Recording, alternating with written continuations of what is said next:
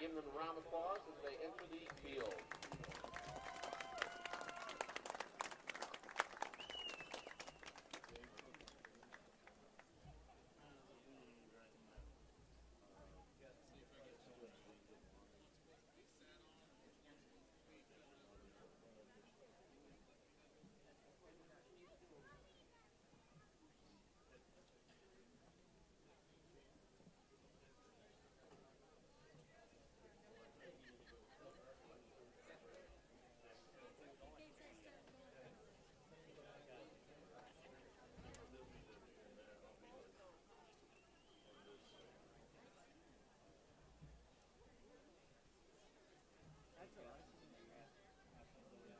Seniors and their families.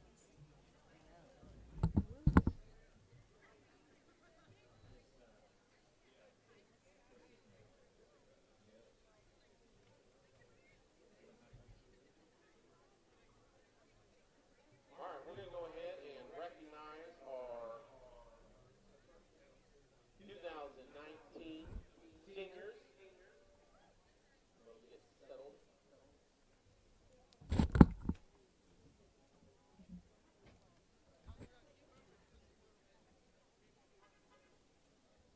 All right, after we call your name, go ahead and step forward. First off, for cross-country members and parents, Elizabeth Dunn. Elizabeth is the daughter of Sarah Dunn and Brian Young, J.P. Dunn, Desiree Dunn. She is involved in cross-country, FCCLA, NHS, and Art Club.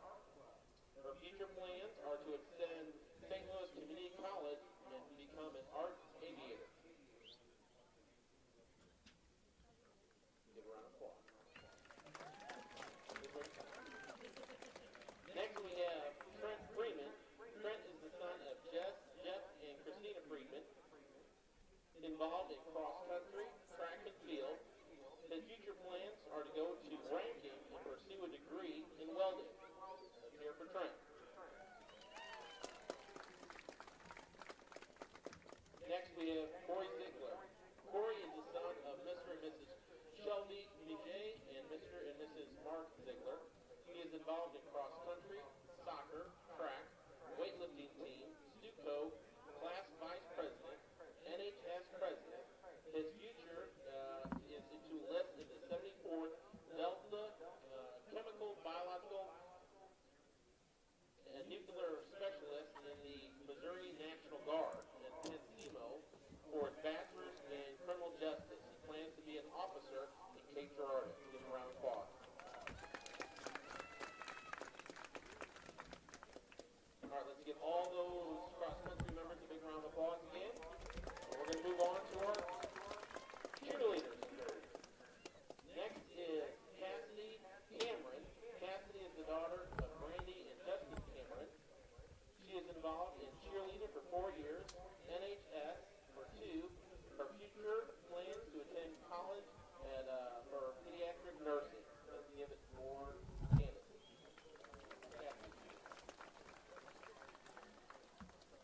Next we have Abigail Franklin. Abigail is the daughter of Kenneth and Anna Franklin. She is involved in cheerleading for 4 years, FFA 4 years, NHS for 2 years. Her future plans are to attend college and pursue a degree in physical therapy and a minor in agriculture. Let's hear it for Abigail.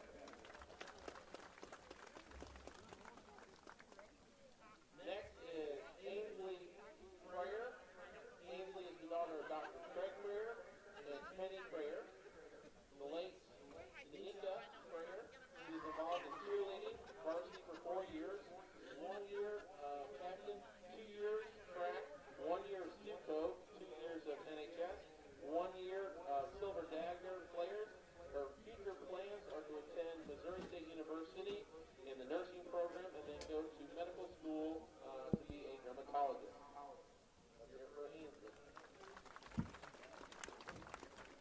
Next is Michaelin Gerler. Michaelin is the daughter of Chris and Jamie Brown, Scott and Andy Gerler. She is involved in cheerleading, varsity for 4 years, 2 years NHS, and 3 years student council. Her future plans are to attend college to pursue a career in nursing. Let's hear it for Michaelin. Levi Vogt. Levi is the son of Sean and Jennifer Vogt. He is involved in varsity competition cheerleading and future plans to attend college to become a surgical nurse. Let's hear for Levi. Next we have Morgan Wilson. Morgan is the daughter of Terry and Christopher Wilson. She is involved in cheerleading for future plans to attend chemo to become a pediatric nurse. Let's hear it for Morgan. Again, another round of applause for all our cheerleaders. Next we have our color guard, Trixie Martin. Trinity is supported by her mom, Amanda Casey. She is involved in color guard and is captain of the color guard. Future plans to become a medical assistant. And that is our color guard. Woo! Moving on to our band members, Haley Brown. Haley is the daughter of Roy Brown and Angela Pippin. She is involved in band, NHS. Her future plans to attend two-year college to earn a undergrad in biology and move on to become a anesthetist. Give her a round of applause. Next is go ahead and power off your camera link. Kelsey is the daughter of Robert and Tracy Kerman. Sitting on top. She is involved in band, jazz band, NHS. Her future plans are to attend Mizzou and major in physical therapy. Let's hear it for Kelsey. Turn off the camera and wait till the game starts. Next is Al Heverly. Al is the son of Kelly Heverly and Al Heverly. Is involved in band, jazz band, and choir. His future plans are to attend Mizzou and music education major. Let's hear it for Al. Next, Maverick Davis. Maverick is the son of Ben and Robin Davis. He is involved in band. His future plans to enlist in the Army and the infantry soldier, leaving June 30th of 2020. Let's hear it from Maverick. Next is Bryce Cole Jansen. Bryce is son of Chris and Ruby Jansen. He is involved in band. The future plans to go to Rankin for informational technology. Let's hear for Bryce. Next is Shannon Martin. Shannon is the daughter of Tim and Lorian Martin. Involved in band, jazz band, chamber choir, silver dagger players, Stuco, senior class president, academic team, NHS. Future plans are to attend Mizzou and major in instrumental and choral music education. Let's hear it for Shannon. Next is Nicole Swaggart. Nicole is escorted by Chris Logston, involved in band, choir. Her future plans to go to the Navy to pursue health occupations. Let's hear it from Nicole. Next we have Courtney Smith. Courtney is the daughter of Mary Hapgood and Greg Smith. Her stepmom, Lisa Smith. She's involved in band. Her plans to go work for TG and later go to college for photography. Let's hear it for Courtney. And that's all of our cheerleaders, and we're going to move on to football. Man, a lot out there. We have Tyler Baranowski. Tyler is the daughter of Frank and Julie Baranowski. He is involved in football, weightlifting, and plans to join the military. Let's hear it for Tyler. Next is Eli Garrett. Eli is the son of Todd and Jessica Garrett. Involved in football and plans to join the United States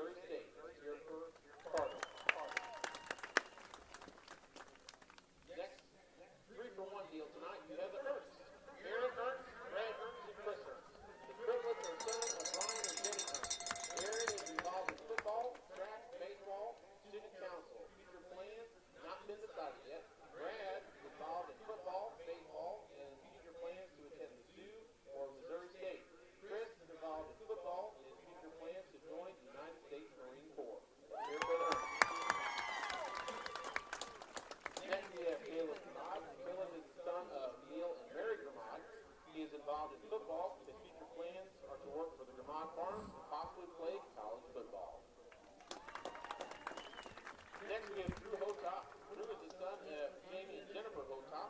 He is involved in football, basketball, NHS, and A-plus student. His future plans to attend SEMO and become a science teacher and coach football. Let's hear for Drew.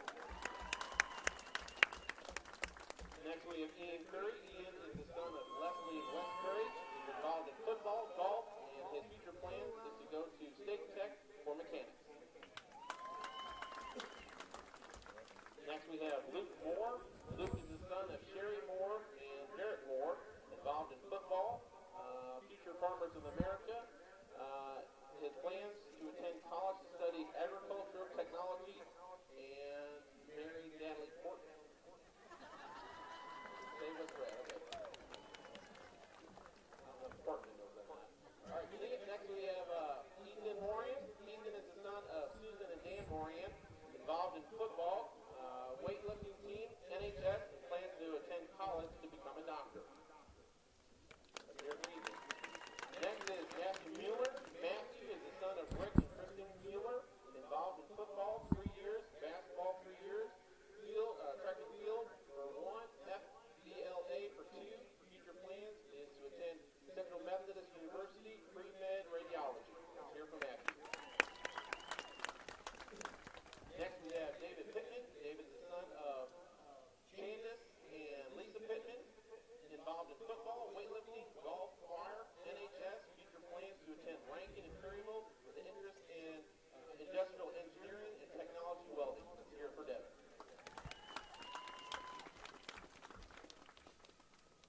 Next we have Clayton Steffen, son of Tim and Stephanie Steffen, involved in football, baseball, future plans to attend State Technical College. And last up is Kyle Underwood. Kyle is the son of Tim and Tina Underwood, involved in football, weightlifting, track, and choir. His future plans to enlist in the National Guard and attend college for IT programming. Let's hear it for Kyle. All right, let's go ahead and one more big round of applause for 2019 Senior Night.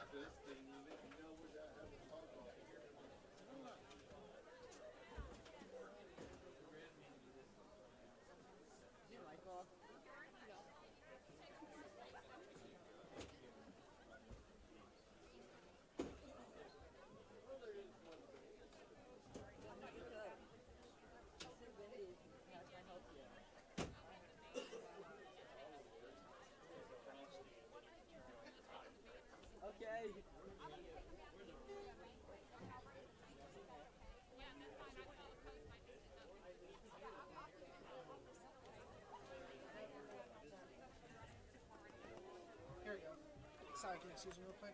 Thank you. Probably. You good? I got money. I'll introduce you to Sweet. Here we go. Yeah. Here's their roster.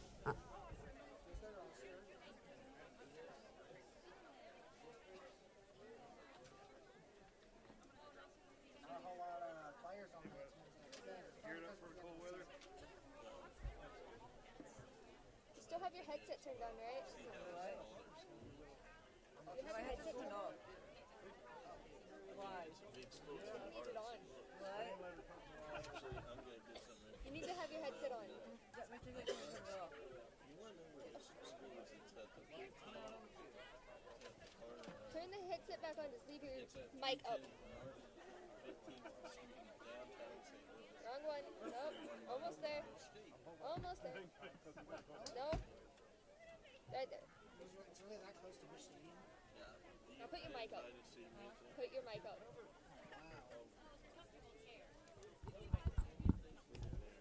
Just don't do any more windows. Yeah, Gabe.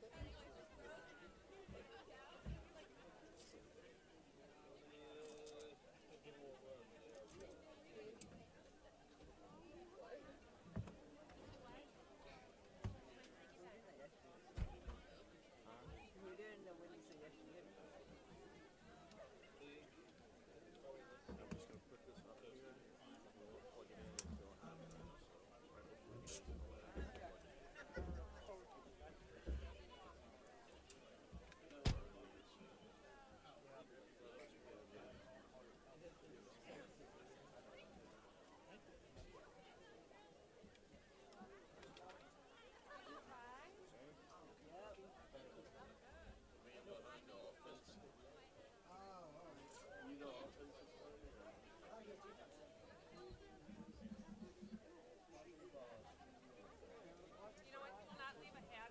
Oh, so he's down there.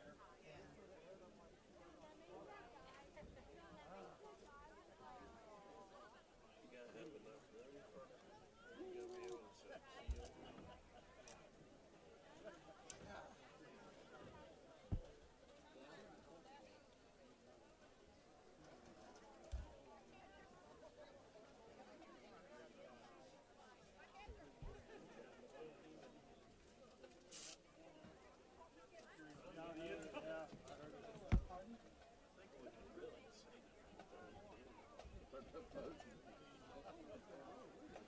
Ladies and gentlemen, please put your hands together for your Perryville High School marching Buccaneers.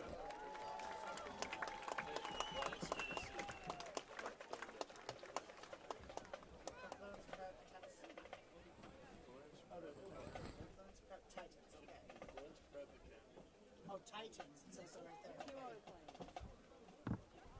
So you said you got some of the high school. Yeah.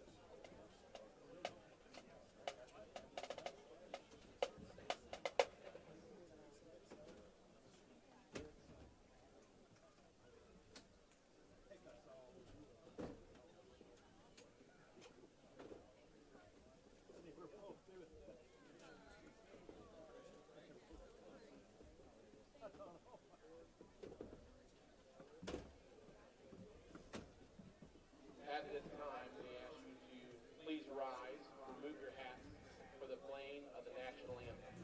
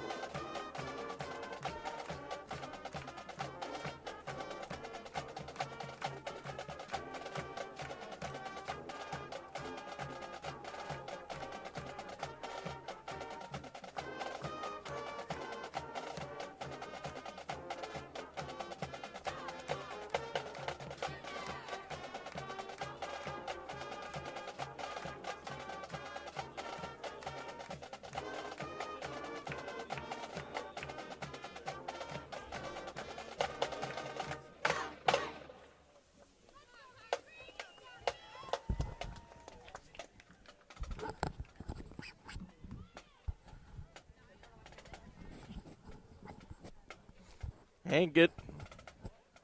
Oh.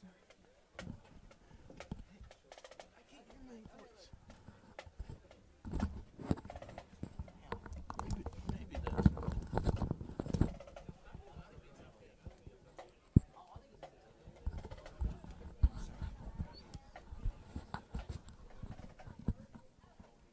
Hello, ladies and gentlemen, and welcome to high school football.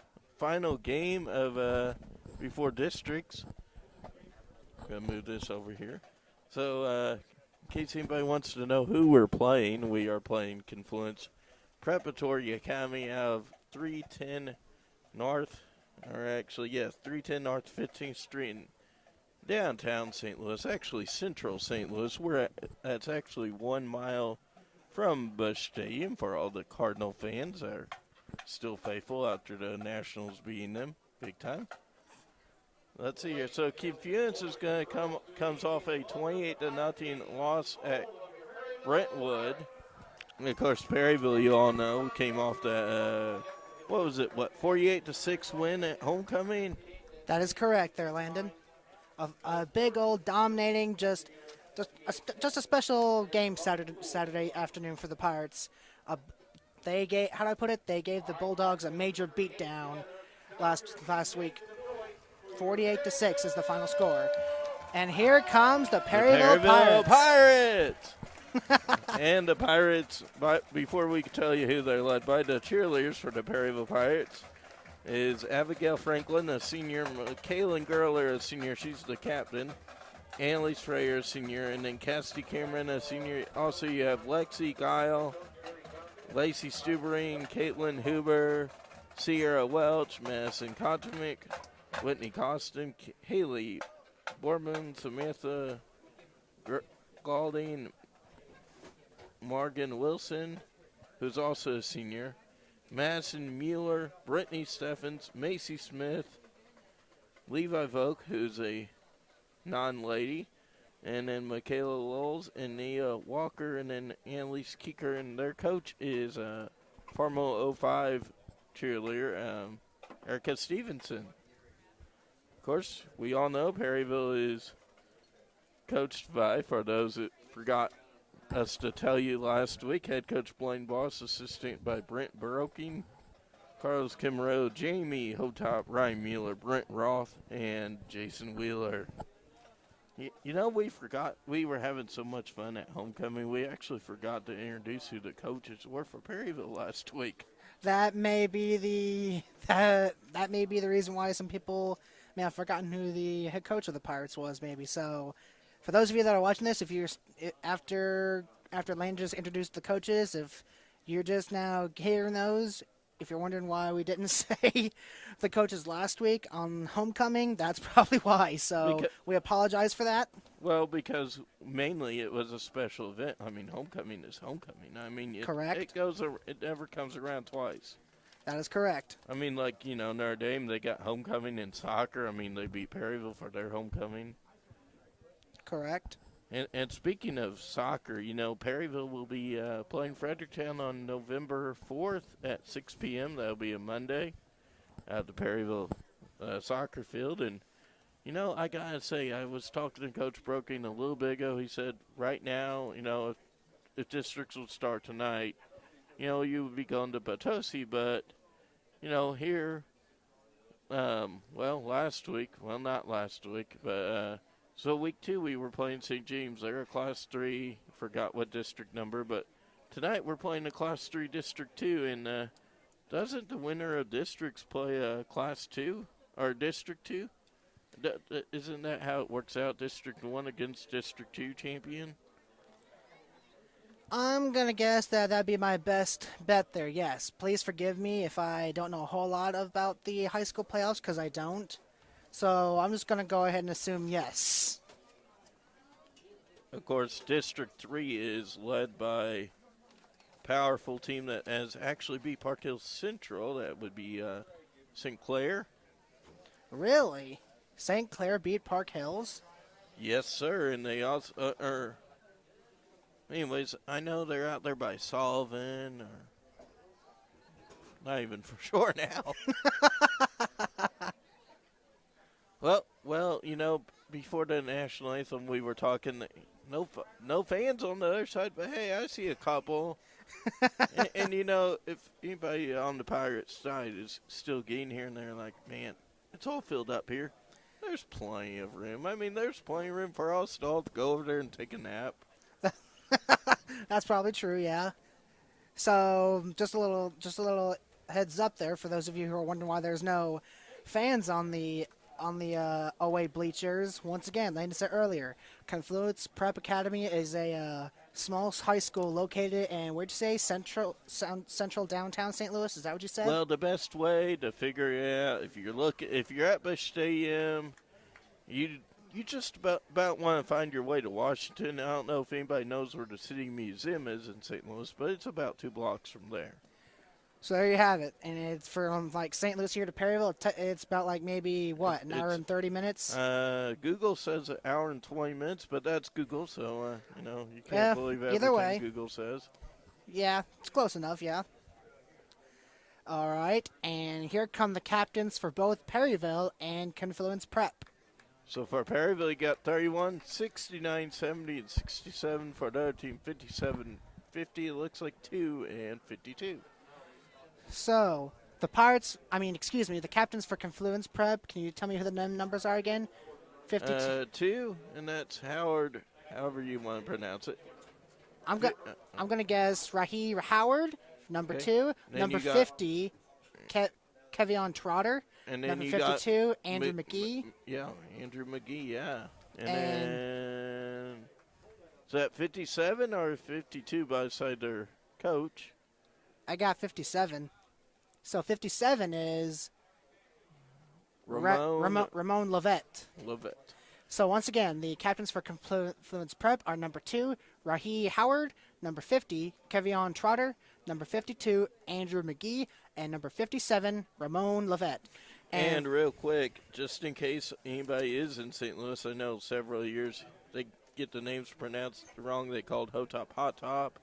So everybody in St. Louis, please forgive us if we pronounced a name wrong. We do apologize. Now, before we forget, the captains for Perryville are number 31, Elijah Bierk, or Eli for short, Eli Bierk. Number 69, Chris Ernst. Number 67, Aaron Ernst. And number 70, Brad Ernst. So the Ernst triplets are the captains along with Eli Bierk.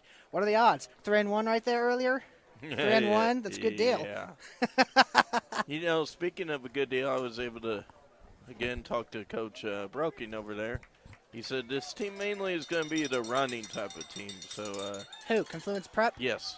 So both teams, pretty much are going to run the ball, I'm guessing. And, like a little bit of a cooler night.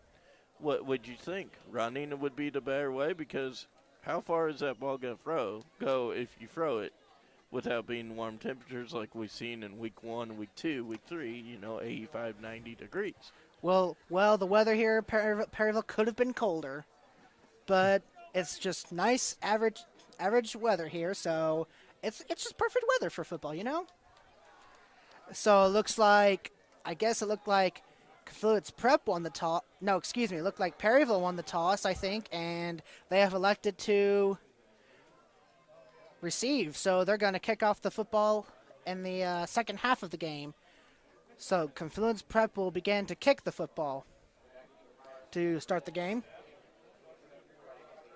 I'm wondering who their backup quarterback is, because they're listed only at 2. So, we know, with how number 3 likes to go down a lot for Perryville.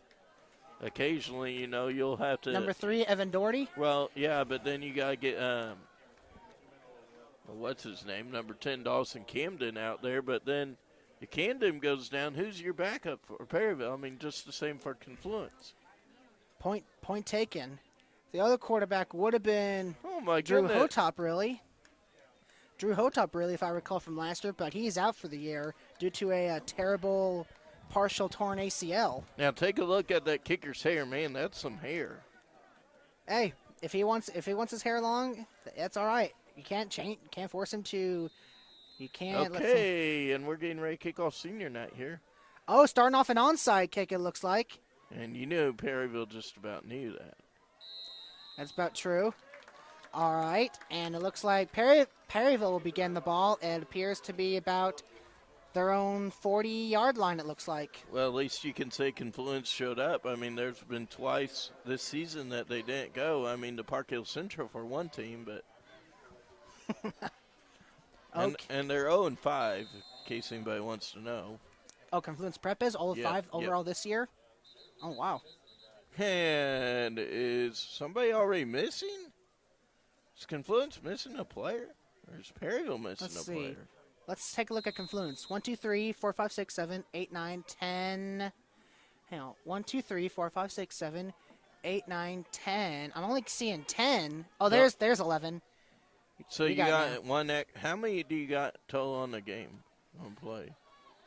Technically, it should be it should be 22 players overall for both sides. So that's what, 11 offense and 11 offense? players on offense, 11 players on defense. Fair is fair. Can't have one player over or under. Gotcha. So, it looks like it's a loss of 3 on that run play. Run looked like was made by I forgot the number already, so please forgive me if you was wanting to know who the number is. So, pistol spread for Perryville. Motion. It looks like the Perryville got their 3 yards back. Yeah. And the run was made by number 33, Dylan Holt. And the motion was almost a bust there as he has stumbled during his motion. So it is a 3rd down and 10 now for the Pirates. What appears to be looks like the same old formation, pistol spread.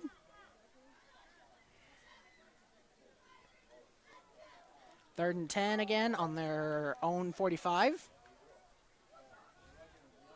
Motion. Quarterback keep. He's going to pick up some yardage.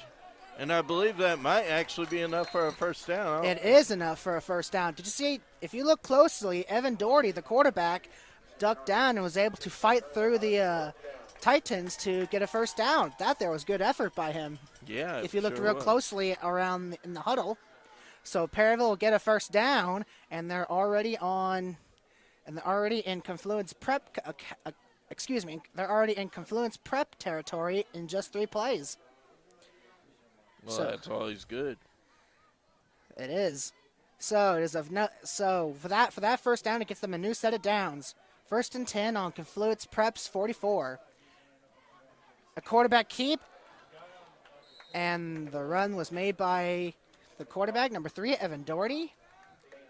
Looks like it appears to be a 6-yard gain. So it'll be 2nd and 4 for the Pirates. I'm sorry, folks.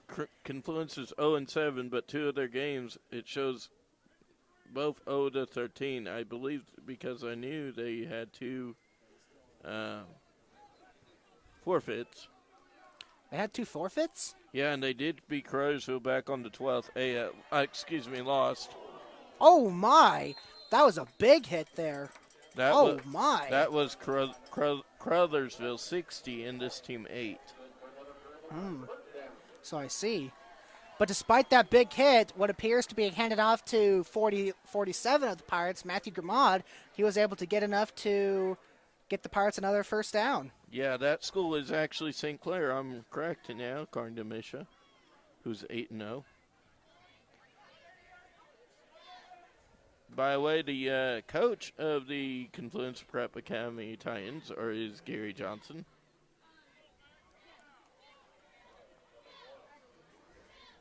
You can find all that and more on Misha. And it is a running back sweep. Run Looks by 27, that would be what, Ushery? Charlie Ussery. And it looks like it's a gain of 5 on that play. That was a pretty good run there, really. Yeah, it sure was. So for that 5-yard run, it'll bring up a 2nd down and 5 for the Pirates. And also it'll bring up a college football update if there is any college football going on from Brendan. There is, but I don't know if it's on just yet. So for those of you that are fans of either the Colorado Buffaloes or the USC Trojans, they will be on tonight. What channel is that going to be on, by the way? Oh, hang on.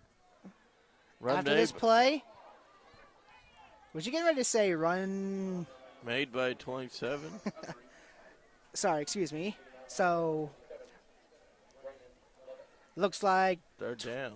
looks like it is short. So it is 3rd and 1 for the Pirates on the Titans' 34-yard line. And Perryville's chewing up a lot of clock. I mean, we started, what 10 minutes? 12 minutes actually. So look at it. I mean, we've Already 5 minutes. Yeah. Already 5 minutes gone. Wow. Like you said, didn't you say that both these teams are like power running teams? Yeah.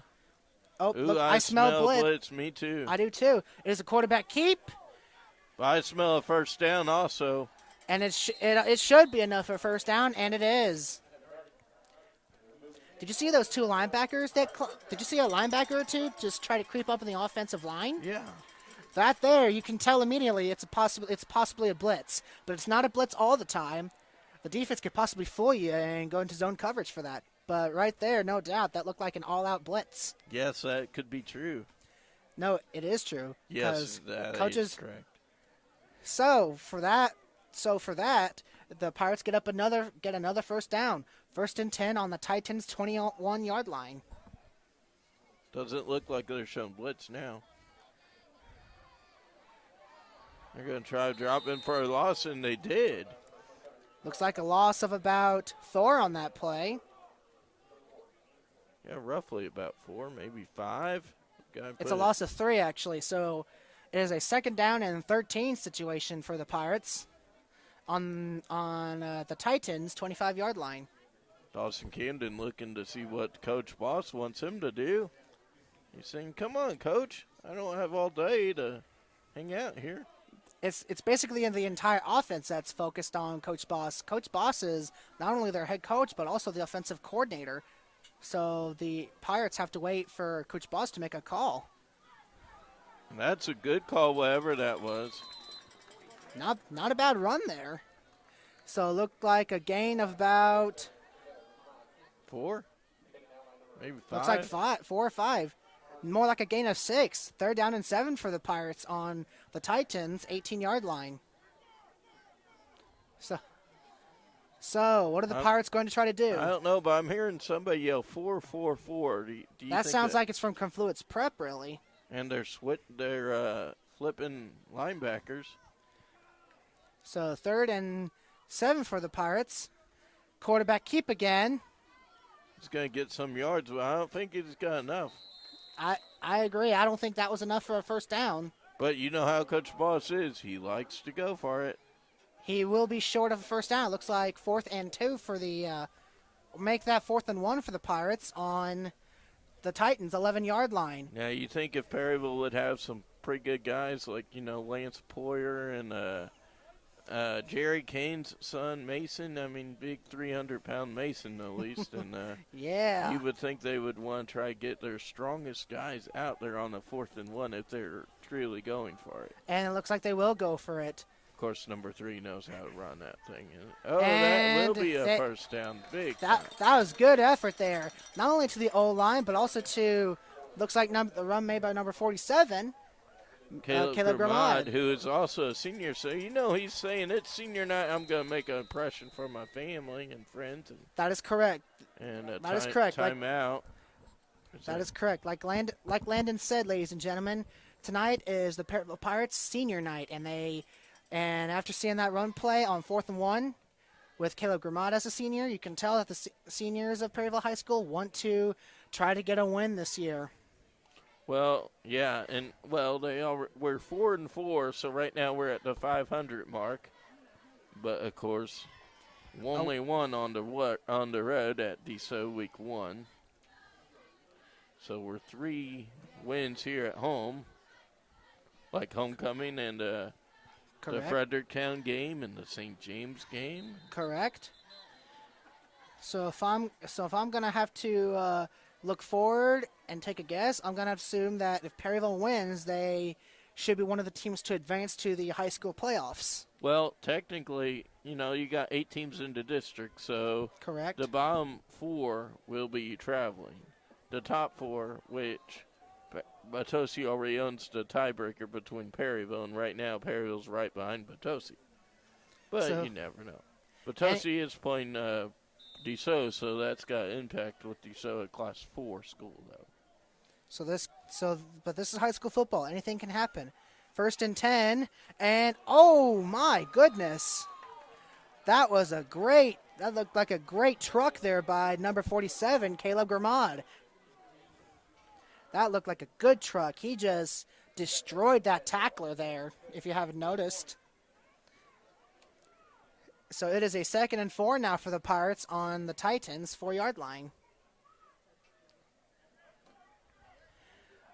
Already 8 minutes already chewed up on the clock. We are already down to 4 minutes left.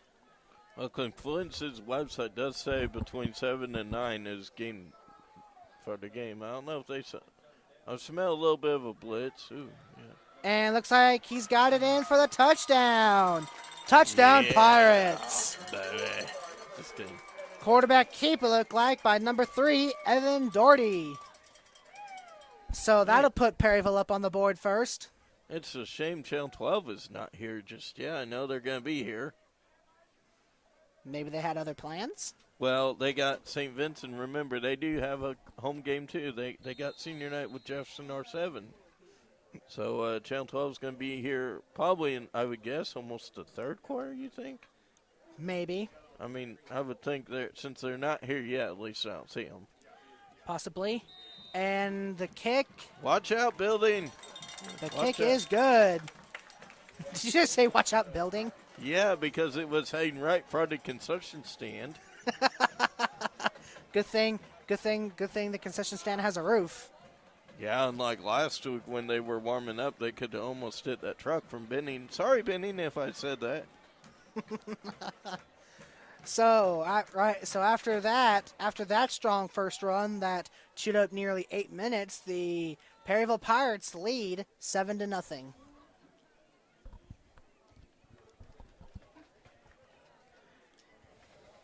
Well, since I'm not hearing no scores, let's see what's on the high school. Well, now he's getting into it. What time and what channel was that Trojans game? Well, pardon me there, ladies and gentlemen. For those of you that are wondering about the USC Trojans and the Colorado Buffaloes, they will not be playing yet until 8. So it's going to be about another hour or so. All right, looks like Perryville's getting ready to kick off the ball. Real quick, I just got this in. St. Vincent is currently leading 7-0. That's from KTJJ. Oh, and there's another onside kick. And it looks like the kick is out of bounds, which causes a flag. Yeah. Now, though, 2 flags came in from different directions. If I have to guess, I'm going to have to say both refs probably saw the kick go out of bounds. So for that, here's what I'm thinking: either they can re-kick, but it's going to be Pirates. It's going to be 5 yards back, or the the Titans are going to get it, and they're going to be like 5 yards even closer to the goal line. So this could go either way. Now, with the cold weather, will the onside kicks work better than a normal kick? I mean, I know you played football, I didn't, so. Honestly, I wouldn't suggest trying to do onside kicks this early when it comes to cold weather, but anything can happen. But we've seen Perryville, and we've seen Confluence, and now Perryville. My guess is that Confluence and both didn't have very great kickoff kickers.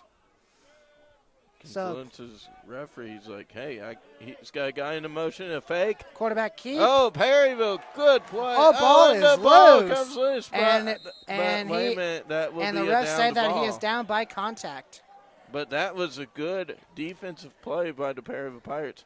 That looked like Oh number. man, Confluence Preps coach. He might get a sideline warning. I know he's only got 4 guys on the sideline, but Looked like the tackle there was Pirates made by survive. number.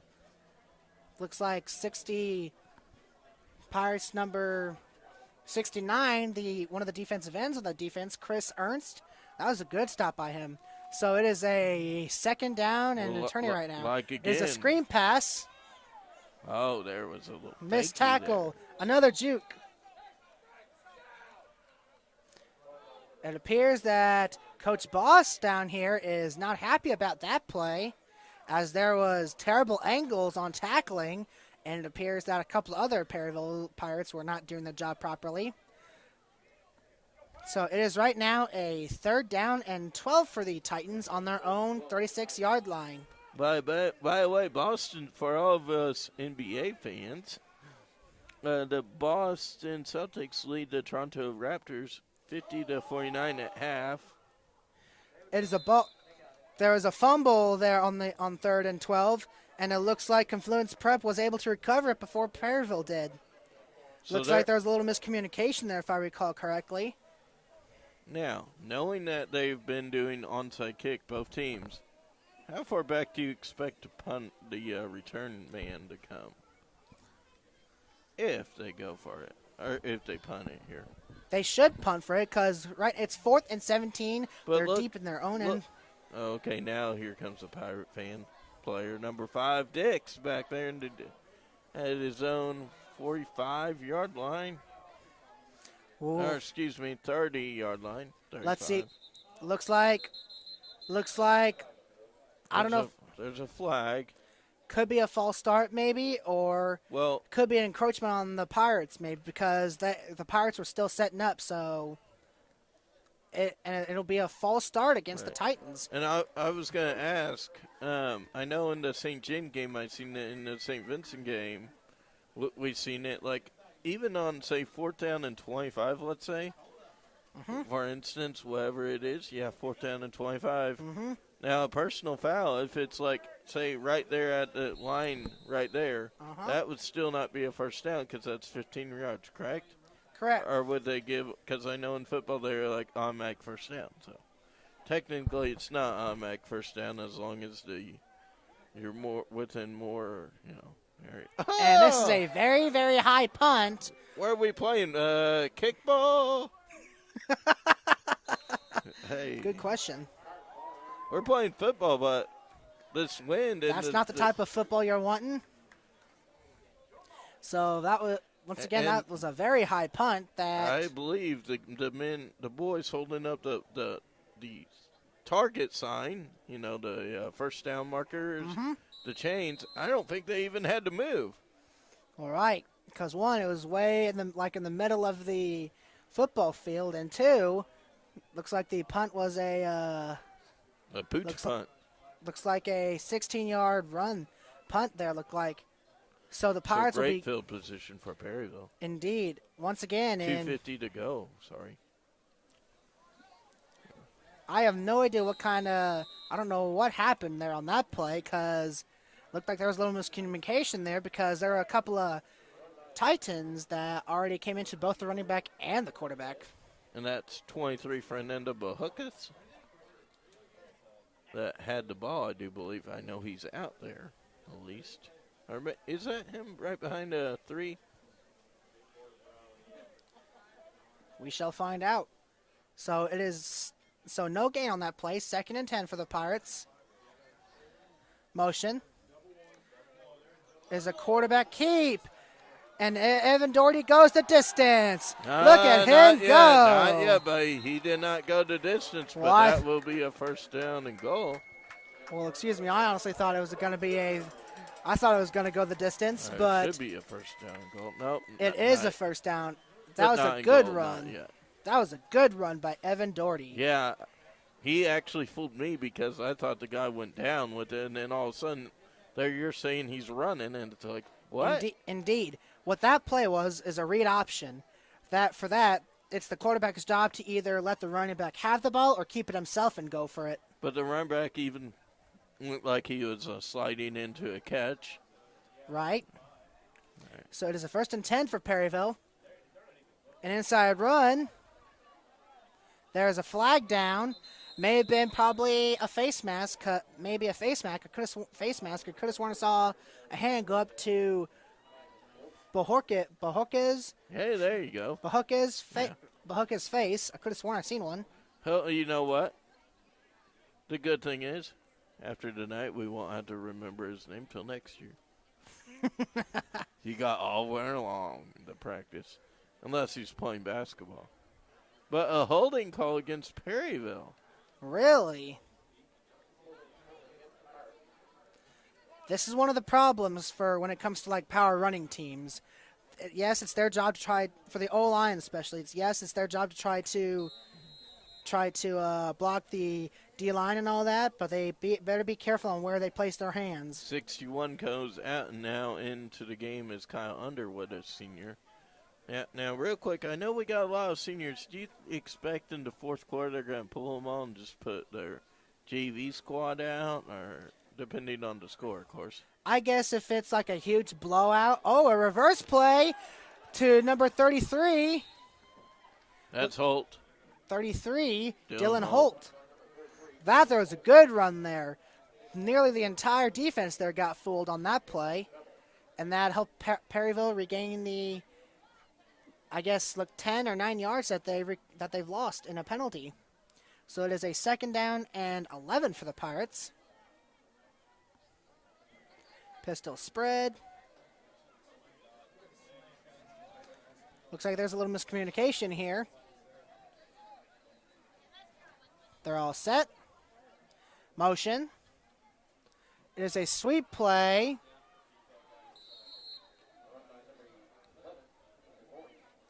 And the run made by number 11 of the Pirates, Ethan Moran, looked like a short gain of about, 4 on that play. So it is a 3rd and 7 for the Pirates on the Titans 15. So what is Perryville going to do? So pistol spread. They may need to try to hurry and make a play. 10 seconds left on the play clock. Motion. Oh, my. And the pass is too high on that play. Real quick, a score for all the St. Louis area fans here. Brentwood 8, St. Genevieve 7. That is at St. Gen. So it is a 4th and 7 for the Pirates now. So are they going to try to go for it, or are they going to try to risk doing a field goal? I'm not for sure, but John Burroughs at North County for all the St. Louis fans. It looks like Perryville's going to try to go for it and see if they can try to get that first down. Honestly, I wouldn't. Hang on. Look at the clock. They're going to take a timeout, and then they're going to discuss it.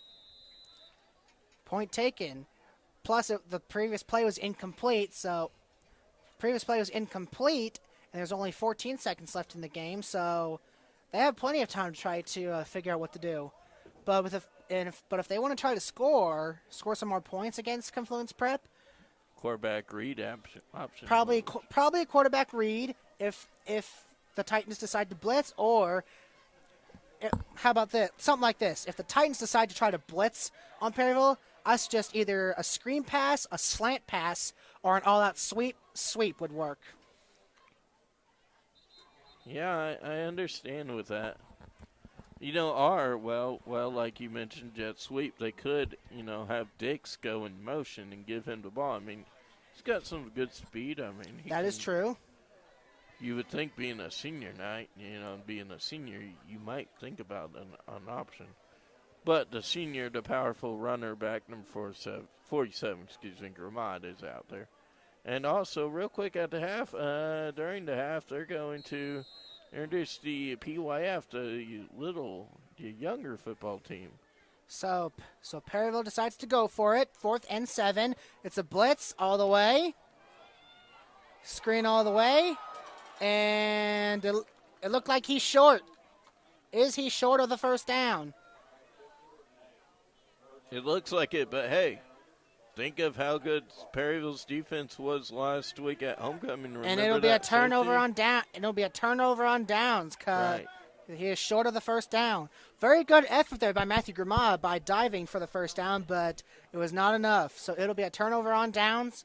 Titans have the ball back, and with only 8 seconds left, so they only have enough time for one play of this quarter. But they better be careful. They are way deep in their own end zone. On their own 9. Yeah, and remember last week Perryville threw it. The only pass that they threw it, and it was intercepted, and then that turned into a safety. That is correct. Perryville might want 2 points here. What do you think about a safety here? it is very possible And 10 to is have a deep. safety. 9 is their tight end, I've been told. So Confluence Prep is in I formation. And that was a good stop there by that Pirates defense. That running back was not going anywhere. And that'll end the first quarter of this evening's high school football game. The score right now is Perryville 7, Confluence Prep nothing.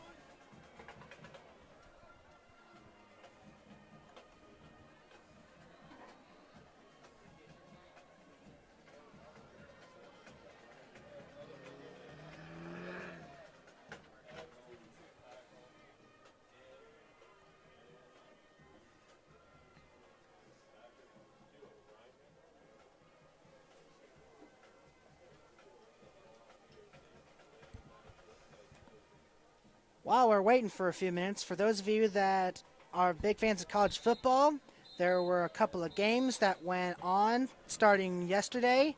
Yesterday night we had SMU and Houston. And SMU stood tall against Houston, beating them 34-31, letting them move up more in the college football top 25. Hey, I think Grandview might actually be on their way to their second win of the season because they are currently winning 21-0 at Crystal C. Valley's currently beating St. Pius 6-0 in the second quarter. Before the papers blow away, I'm going to lock them down here at Pirate Stadium.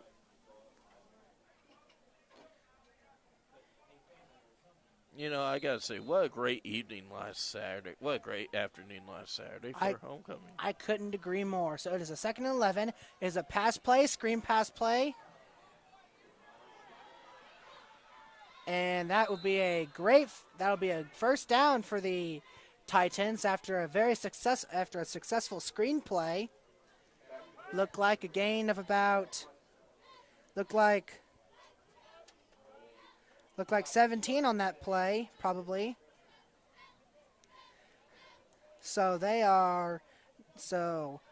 it is a 1st and 10 now for the Titans on their own 35-yard line.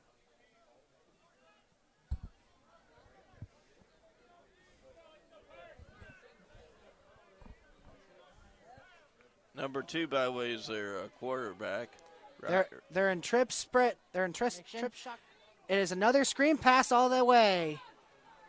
And oh my. Honestly, that there should have been a flag there, but I don't see it. It looks like the Pirate defender got him on by the back of the shoulder pads there. Well, if you're Perryville, you're seeing. I'm glad the officials didn't see what Brendan's seen. That should be true. Yes. So that screenplay will go, looks like about eight yards on that play. So it is a 2nd down and 2 for Confluence Prep. Whenever I go to Mary Jane's, I'm going to tell them to put the game on ESPN too so I can watch USC, hopefully. That'll be a great evening. Looks like trips again for Confluence Prep. It is intercepted. Intercepted. That Yeah. pass is intercepted. He's still going. And he will take it in for our Perryville Pirates. Pick 6. It is number 33. The pass was intercepted by Pirates 33, Dylan Holt. There is. Hang on, buddy. Hold your horses. There is a flag on the play. There is a flag on the 40. Make that the 20. Let's see what the flag is. Yeah, 20. But that's an interception. If the penalty is on Perryville, they will either they will get the ball back, but will not score a touchdown. Right. Oh, this could go either way, really. If it's on Confluence Prep, the Pirates will get the pick 6. If Perryville gets the penalty, they will have the ball, but they will not. I believe they called that against Confluence. Well, let's see what the ref says. Because he pointed like this. So that would be Confluence's side. Well, I don't know who's the lead ref. So I don't- Actually, I guess the lead ref is the man in the white hat. So, Mr. Wortman forgot to announce who those officials are, but it's okay. I know one of the officials out there is Mr. Gimmer. I don't know where he is or what his name is. apparently it looks like the penalty is on Perryville, and I also heard a couple of fans in Perryville boo about that. But Perryville will have the ball because Perryville's offense sets up here. That is correct, because it's a turnover because Dylan Holt of the Pirates intercepted it. Wait a second. Second down? You need to... Is it second down, really? It shouldn't be. Oh, you know what? I'm pretty sure it's just a little mistake there. I think it was on Confluence, actually.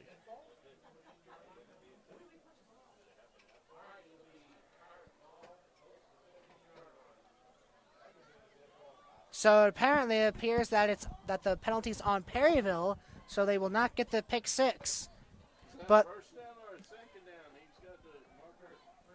He needs to change that. Well, it's a first down, and now, finally they changed it as it went to. So that was actually a dead ball. Foul. hang on a sec. Looks like Coach Boss wants to talk to the ref about that previous play. He's saying, I think Coach Boss is saying that it should have been a pick six. Well, I was hearing Perryville's coaching staff saying they couldn't see that, whatever it was. Well, alrighty. So after that, here comes the first play of Perryville's next series. But they need to hurry up. They got almost 10 seconds left on the play clock. Motion. It is an inside run by Matthew Gramad. And that there was a very good run. It'll be enough for a Perryville Pirates first down. Looks like a gain of about 11 on that play. Excuse me, a gain of about 12. And that'll be enough for a Pirates first down. First and goal on the Titans' 4-yard line. Currently 11 minutes and 7 seconds to go in the half at St. Vincent, and R7 is leading 14-7. St. Vincent, if they can win, will have a home game against Malden, I'm guessing. And he sure is not going anywhere. That was a good stop by the Titans' defense there. So it looks like no gain on that play, so it'll be a second down and goal for the Pirates.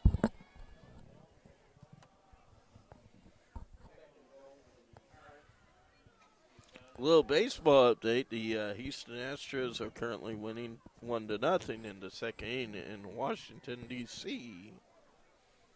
Oh, really? Yeah. That's a first. So second and goal for the Pirates. Looks like it's going to be a blitz, and it is. And Oh, he's but got a look- wide room. Wait. Oh, it looked like, please forgive me, it looked like there was a flag down, but there wasn't. So anyway, what I was going to say was it is a touchdown by number 47 of the Pirates, Matthew Gramad. Now remember, you all watch ESPN and you know how they're all rooting for one team out there. We're rooting for both. You got to be fair. I mean, 50% chance each team has a shot to win tonight. That is correct.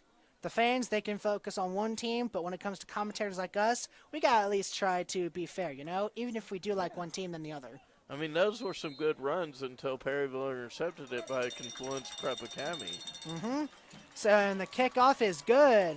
And the Pirates, score again. Second quarter, 9 minutes to go. Score now is 14-0 Perryville. That was a good kickoff. You mean the extra point, but yeah. Extra point, sorry. Please forgive me. While we're waiting a little bit, there will be a bunch of college football games tomorrow. Let's start. LSU Tigers. Oh, yeah. Go Tigers. Let's start off. Wow. For those of you that are Missouri Tigers fans, let's start off with them real quick.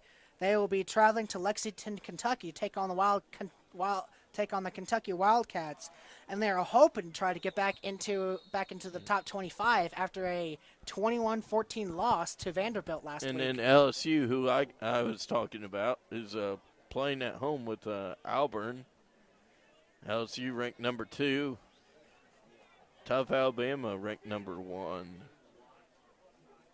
It's crazy how the top 25 can go sometimes. Well, Before- Mizzou but at was the begin- in there before losing to Vanderbilt last Saturday. Yes, as And Landon once again onside kick. and looks like Confluence please excuse me. Confluence Prep has recovered, and they'll be on their own 45-yard line. Hey, I gotta tell everybody, we are not the only Pirates here in Missouri. About 5 hours south down there, south of Springfield, is the Branson Pirates. So, therefore, we're not the only Pirates. That'd be something to play Branson, and everybody would be like, come on, Pirates, on both sides. If anybody from Branson would even show up. This looks like trips. It is looks like a screen pass play, and it is incomplete. How in the world did he drop that? He was wide open too.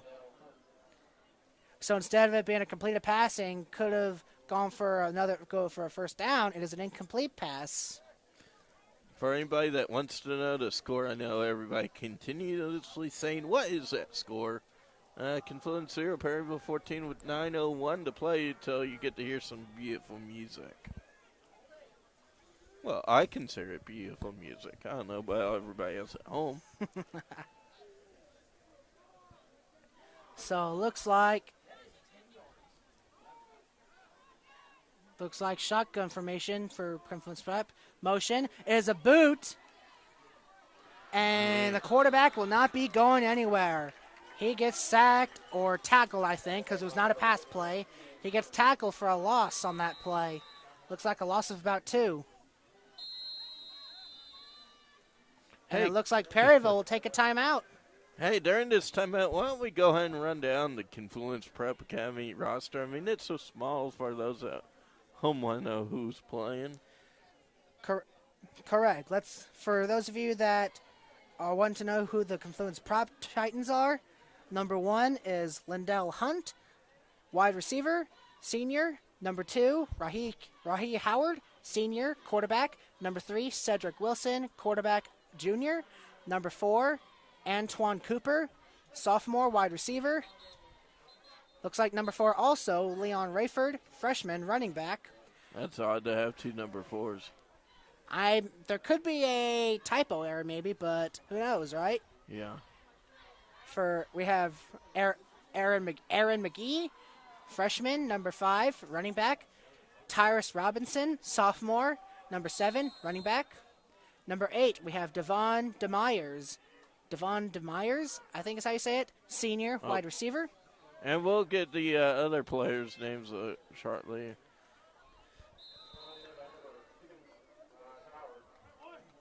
Looks like a quarterback keep there.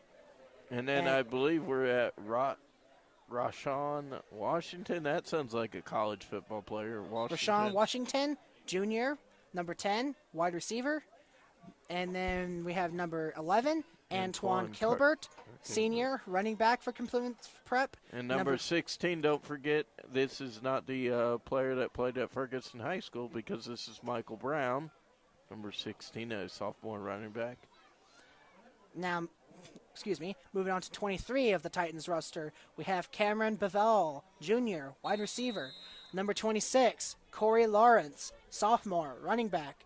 Number 28, Armani Verrett, junior, wide receiver.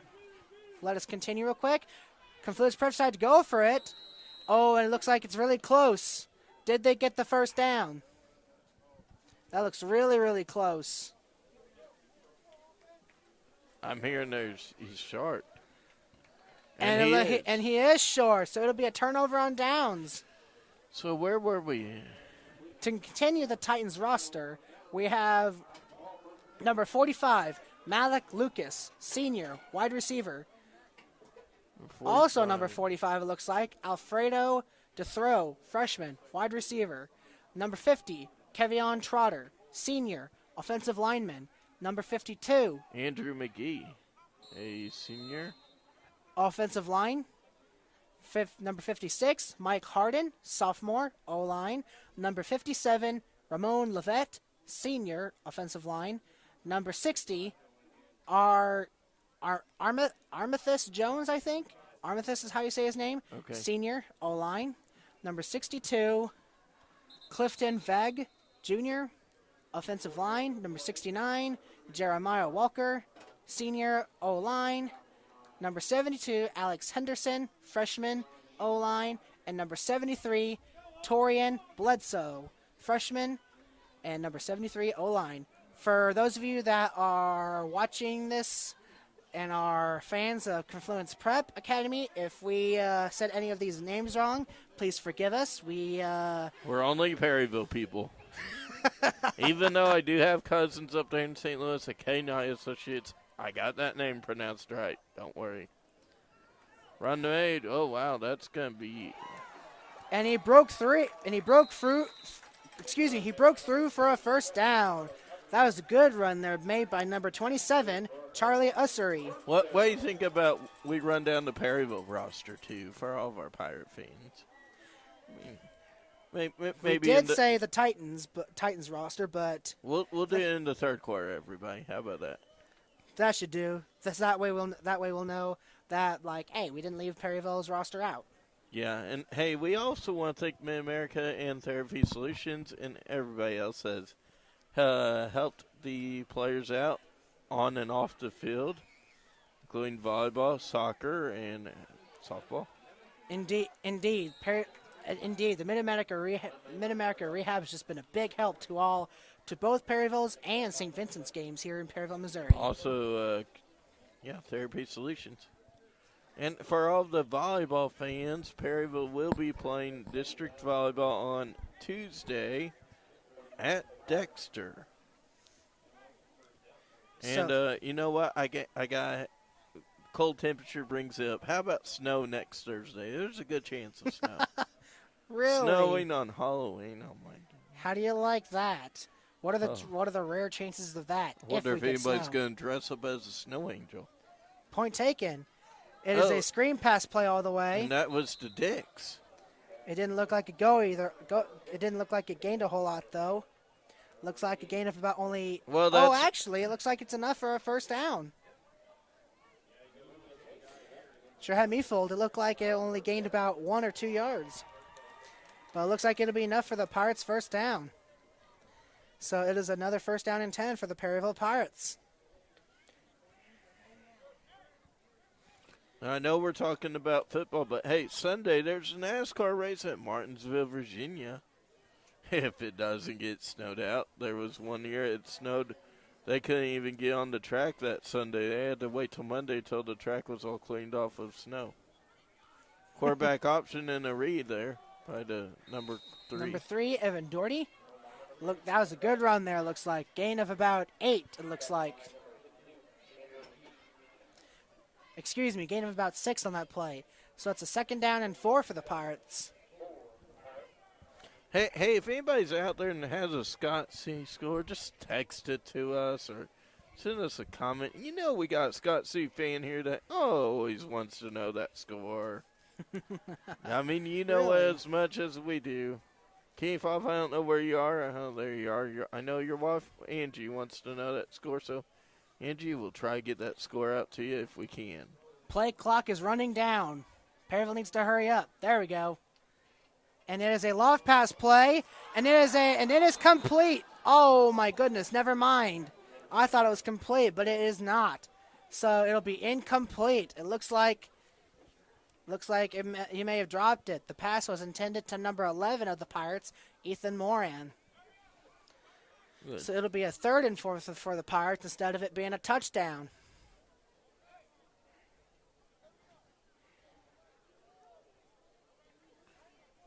Let me see here if I can find a Park Hill.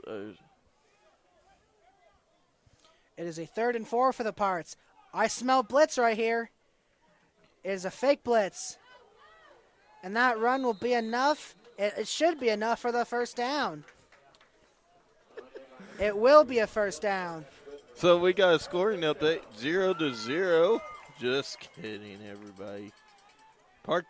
Scott C is 0-0 as according to score stream. Really? Park Hills is 0-0? No, Scott C at Oh, Dolphins. my mistake. Forgive me. But hey, Cape and I don't know how to pronounce it. I call it Boulevard, but I think it's Bolivar. Bolivar out there by where a big college is in Missouri, like 5 hours away, is currently tied up with Cape Central 14-14. So a team out there by Springfield made the trip to Cape. Can you believe that? Wow, what are That'd the be odds like of that? almost like Web C coming here. Indeed. So Curry looks like going it is another first down for the Pirates. It is right now a first and goal. Ethan Curry now out there.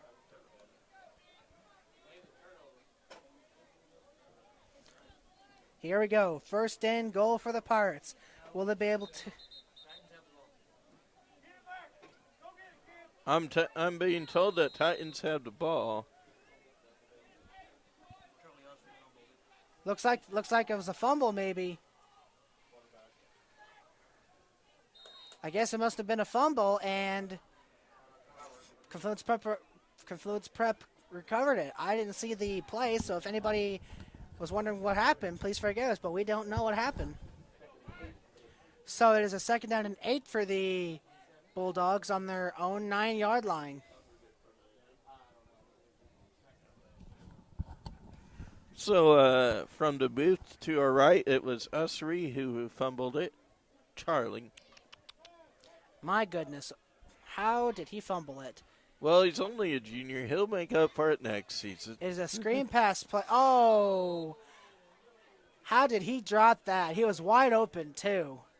So it is a 3rd down and 8 for the Titans on their own 9-yard line. Well, he's just saying, hey, I know Brendan loves scores. He can wait a little bit longer. And you know how I like to get those scores, too. For all the scores, by the way. It's a screen pass play. And that there was a good stop there by the Pirates defense. Tackle was made by number 5, Carter Dix. And that it'll be short of a first down. Wait, really? Never mind then. Please excuse me. I think he's trying to move the chains. I don't really know if that. Please forgive me. It looks like it must have been a first down then. So it looks like Confluence Prep has got the football back. Has gotten a new set of downs.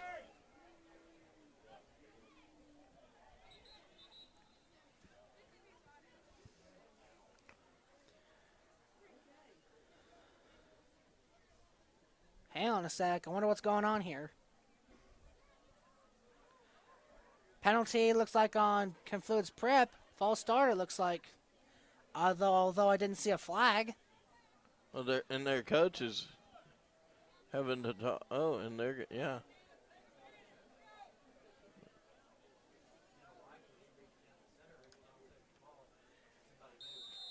So it looks like it's a false start penalty on the Titans.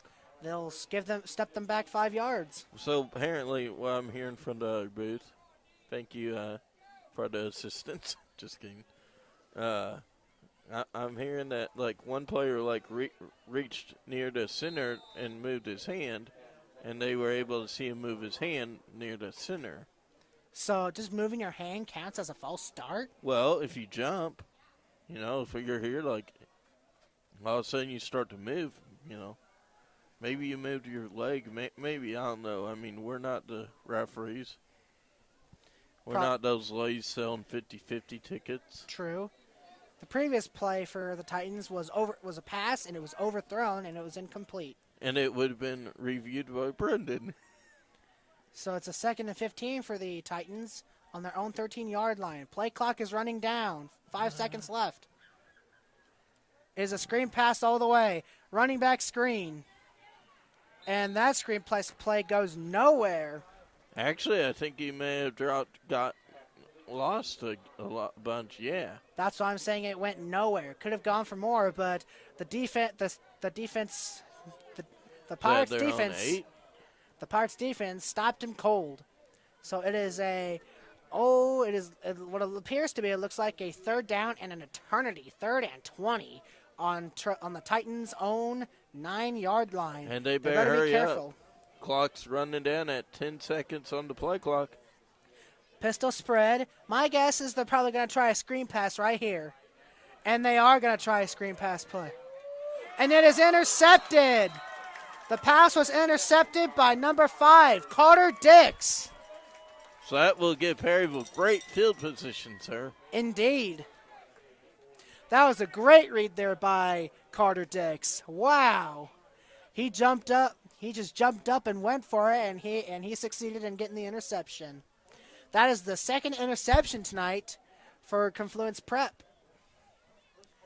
2 minutes and 10 seconds left in the second Horner, please excuse me. Second quarter, sir. No, what I meant to say was second quarter. I think we're actually still hungover from homecoming. Maybe, Hey, yes. I got to say, for all the fans who haven't been to a reunion, you are going to enjoy it. I even got the band to play one more song by just giving them a couple bucks. Did they really fall for it? Well, yeah. That was stout. That was stout for the defense right there. It looked like only a short gain of 1 or 2 on that play. And number 70 of the Pirates was a little slow to get up. I hope you have a charger. I mean, your tablet's at 54%. So. I wouldn't worry about it. It's good still. Yeah. Let's forget about that right now and focus on the game. Good idea. So it is a 2nd down and 9, gain of about 1 on that play. It is a pistol spread again for the Pirates. Motion. It is a quarterback keep. Quarterback keep by Evan Doherty. He nearly got tackled for a loss there, but he was able to escape and turn it into some good yards there. Now why did he not give it to Gramad? Gramad was completely opened. He could have tossed it over to him, let Gramad get in there and get 21 points. True, but if you looked real closely, there was 2 Titan players getting ready to coming at him. One of them could have gotten Evan Doherty, and the other part of probably might have could have gotten Gramad. Gotcha. So that's one of the disadvantages of a raid play. If you get two of them, you may make either a poor decision or a very rewarding decision. It is a reverse play for the Pirates, 3rd and 6, and it doesn't look like he got the first down. Short of a first down. So it'd be, again, 4th down. And it looks like Perryville take their timeout. They both, Confluence Prep and Perryville, have 1 timeout left in the game. While we're waiting, as I was saying, if any of you are Missouri Tigers fans, tomorrow evening, starting at 6:30, Missouri will be in Lexington, Kentucky to take on the Wildcats. Farmington is actually beating Park Hills 13-7. Wait, really? Yeah. Oh my goodness. Upsets can happen, though. Upsets can happen, ladies and gentlemen. And if Farmington continues what they're doing, they'll be able to beat Park Hills. East Prairie is beating Fredericktown. Of course, you never know when the score is going to be updated. We'll have your PVTV halftime show later on as Troy. I don't even know where Troy is, but they're being Festus 17-0. Kelly's beating Chaffee 42-0 at half. So it is a 4th and 1 now for the Pirates. 35 seconds left in the game. If they get a first down, they need to use their last timeout sparingly. It is a quarterback keep, and it looks like he's short of the 5-yard line, but it looks like he's at the 5-yard line, but it's also going to be enough for another Perryville Pirates first down. 1st and goal. So if you're Perryville, how long are you going to take off this clock? I suggest go for it. Motion. Running back there. He's got it in. He's got it in for the Perryville Pirates touchdown. Touchdown was made by number 47, Caleb Gramad. So that'll extend Perryville's lead tonight. Oh, that band is getting ready. They're like, oh, we can't wait to get on that field for our final time for the regular season. Hey, what do you think about during the fourth quarter? We'll kind of look at the, figure out who St. Vincent and Perryville's going to be playing next week. What do you think for all of our viewers? Yes, we should do that. Yeah. Now, at the extra point is good. With 15 seconds left in the second quarter, Perryville leads it, 21-0.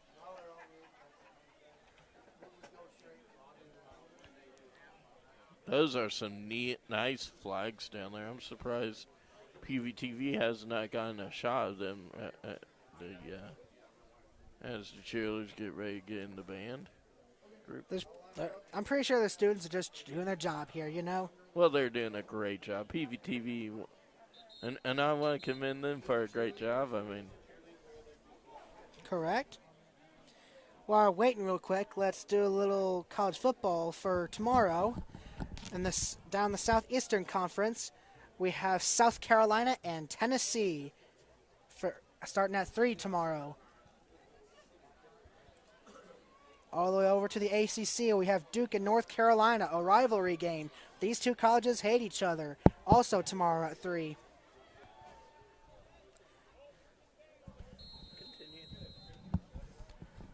And there's another onside kick, and recovered by Confluence Prep, and he will drop it over at their own 46? Yeah. 47-yard line, it looks like. So if you're Confluence, 15.5 seconds, enough to take a shot, and plus they still have one timeout. Or do they kneel it and go into the locker room and talk it over here? If they want to try to score, really, they're going to have to make some gutsy calls. If there's not enough time to try to, there is 15 seconds may not look it, but it's still plenty of time to try to at least go out of bounds and try to go for it for a touchdown. So let's see what Confluence Prep does. Looks like an all-out shotgun formation. Yeah, it sure does. Looks like it's going to be a Hail Mary. No, wait, it's not. He's going to get out of bounds. Looks like it's a screenplay. It's going to bring up a second down and something. Looks like a second down and 4. Looks like it was gained about 6.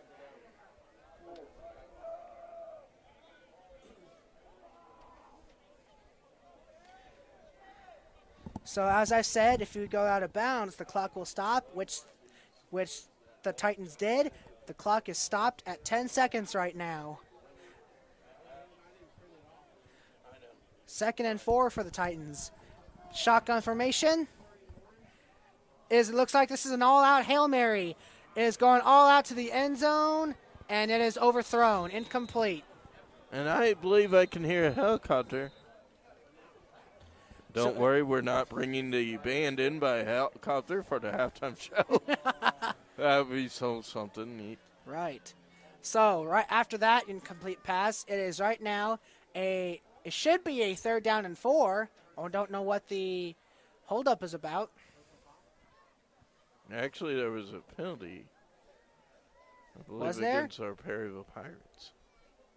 And it looks like it's a personal foul penalty against the Pirates.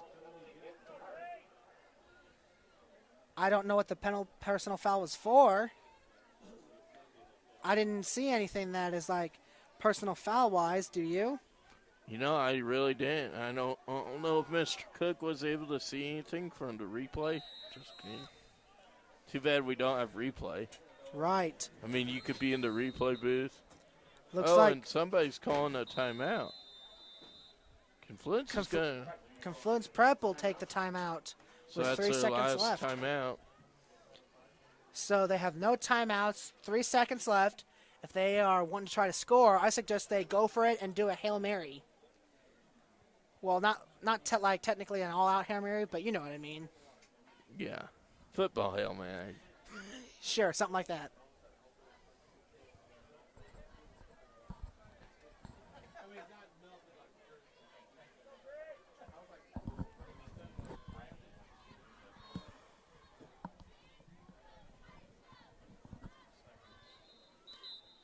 The Perryville Pirates cheerleading team is going all out. They're wanting the fans to try to get fired up today. This evening. They're wanting the Pirates to win big here. Yes, they are. And right now, they did a good job for it, too. Here we go. 1st and 10. 3 seconds left before halftime. Like I said, if they want to try to at least score points, I suggest they try to do a Hail Mary. And they are going to try to do a Hail Mary. Oh, what? Oh, no, they aren't. It looks like it's a short pass, it looks like. But despite the short pass completion, they did not get the touchdown. So the score is right now 21-0 Perryville. Halftime right now on the clock. Okay. So,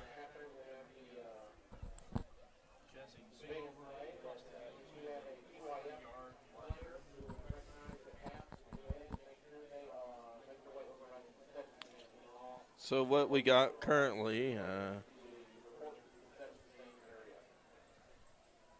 there's my pin. So we have fastest, wherever I put that here. Fastest 0, Troy 17. Deso and Potosi are all tied up, folks. Really? At 7 apiece. Central at Farmington Central 7, Farmington 21. Oh, wow. Central is really losing to Farmington. East, yeah.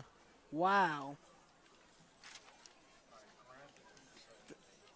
And from the looks of one of the games, Kelly Hawk is winning big. Already at halftime, and they're leading 42-0. What a big old blowout.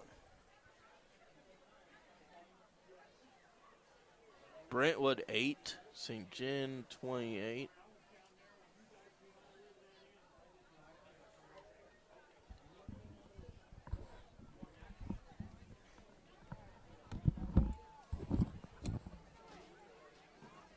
I'm still.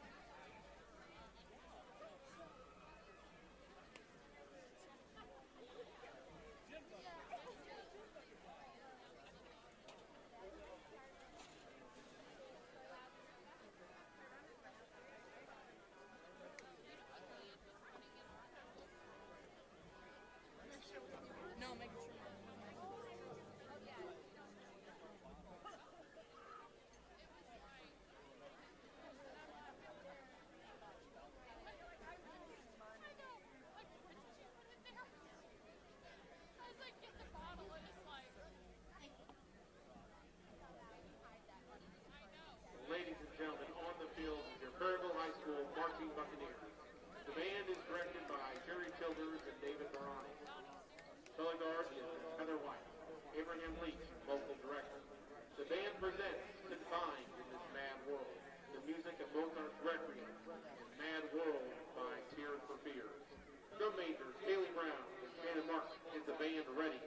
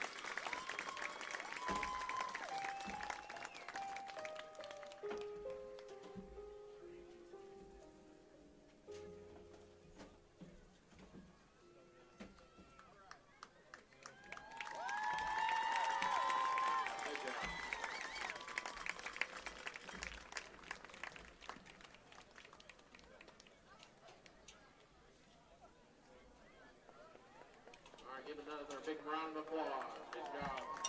The Marching Buccaneers placed second in the Burlington Invitational and were awarded outstanding percussion. The band placed first at the Music on the Merrimack with outstanding visuals, outstanding music, outstanding auxiliary, and outstanding percussion. The band placed third with the finals appearance at the Facility Invitational. The Marching Buccaneers will wrap up their contest season on October 26th. St. Genevieve Invitational. The directors would like to thank sponsors Buckeye, Delmer Construction, and Domino's. Special thanks to our amazing parents. Again, let's hear it for our Marching Buccaneers.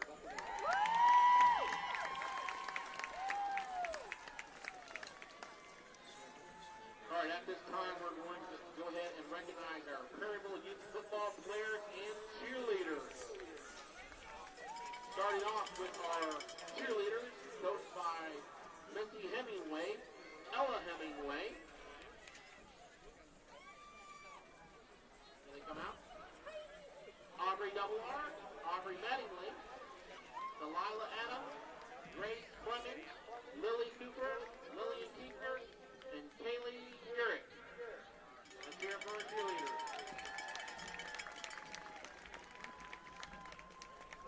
All right, next we have our younger division with Coach Bonner, Coach Gramad, Coach Sauer. Starting off, we have number 4, Chevy Stark. Number 5, Lucas Cannon. Number 6, Colton Holden. Number 7, Vander Thomas. Okay, folks, I know everybody's saying what are some scores. So I'm going to go ahead and go over what I got. Grandview 40, Crystal City 0. DeSoto and Potosi are tied up 7 apiece. Park Hill Central 7, Farmington 21. Festus 0, Troy 17. East Prairie 21, Fredericktown 14. Nothing from Charleston against Turkey. Hillsboro and Bluff tied up apiece 14. Jefferson 28, St. Vincent 20. John Burroughs 7, North County 0. St. Pius 0, Valley Catholic 21. Brentwood 8, St. Genevieve 28. Parkway Central for all the St. Louis folks. 6, Jackson 25. Across the river, Chester 13. CRZ Royalton 7. And nothing from Scott City because we cannot get any score yet from them. That's all your scores. If we get any more, we'll bring them to you. Number 52, Karen Weissman. 59, Landon Buckeye. 65, Memphis Double R. Number 73, Nicholas Whitman. 84, Alex Long. Next up for the green team, Coach House, Coach Huber, and Coach Lucky. We have number 3, Cale Litterist. Number 7, Braden Lutz. Number 12, Cabrin Kern. Number 14, Jackson Seabaugh. Number 16, Gage Robbins. Number 17, Blaine Adams. Number 18, Logan Krause. Number 23, Chase Neal. Number 24, Alex Hayden. Number 43, Carson House. Number 55, Wesley Hoff. Number 55, Ben Hoover. Number 74, Austin Strickland. Number 93, Derek Martin. Number 99, Waylon Garrett. Let's hear it for future of Perryville football.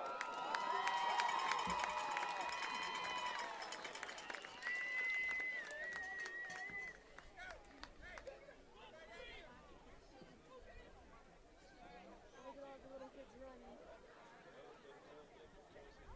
And then that one kid left.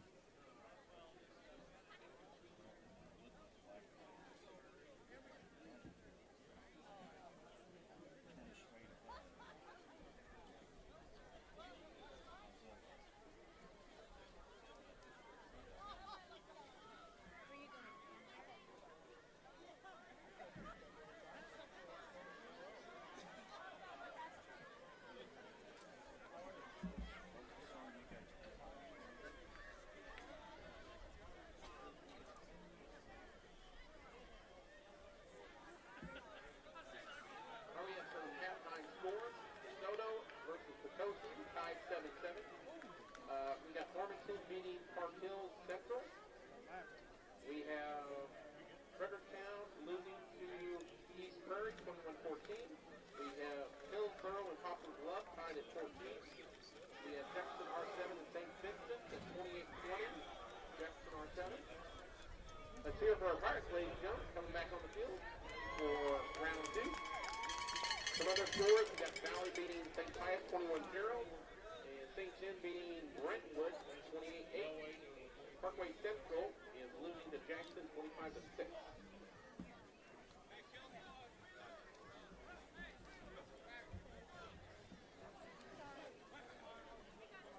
Also got some 50-50 winners here.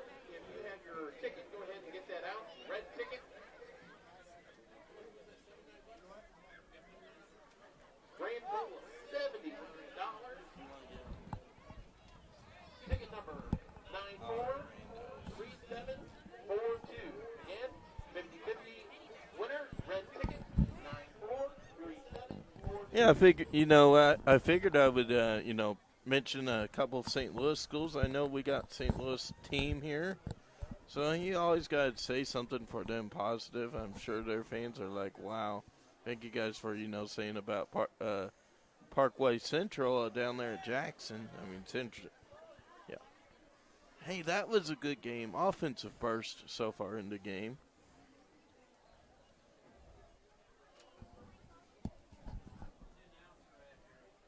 Right back here, sir. Got a guy coming back here. Right. 943742. We have a winner in the 50-50 ticket. Therefore, Mr. Wortman and the rest of the booth up here in the press box can't go out to eat tonight. I'm sorry, folks. All righty, ladies and gentlemen, boys and girls. If you're just watching this right now, welcome back to the second half of high school football here in beautiful Perryville, Missouri. Perryville right now leads the score 21-7.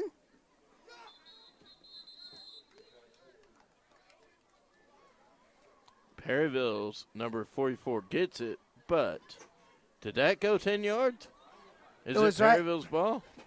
Is 40 right there. There's 40-yard. The kick is right at the 40-yard line. Went past the 50, and it was right there where the ref was at. So it's got to be at least 10 yards. So that would should be Perryville's ball. That's what it should be. Well, the officials are talking over. It's like they don't even know the sport of high school football, really. Hey. That's supposed to be how it works, really. It's Perryville's football right there. If it's Oh, over hang 10 on, yards, hang on. which it was, it's their going to be ball. a re-kicked? What? Why would it be a re-kick? The rules are simple there. Oh, If it- hang on. Do you see that yellow piece of material out there at the 40? A false start? It said false start there. I didn't even notice that flag. So because of that, that causes the re-kick. I would not suggest Perryville trying to do an onside kick, really. Well, they already done it twice. Let's see if they do it again here. If they decide to onside kick, then if Confluence Prep recovers it, then they're already going to be in Perryville territory. That's a little better. This is a little squib kick. Roughly what, the 46? Looks like it. So Confluence Prep will begin the second half on their own 46-yard line.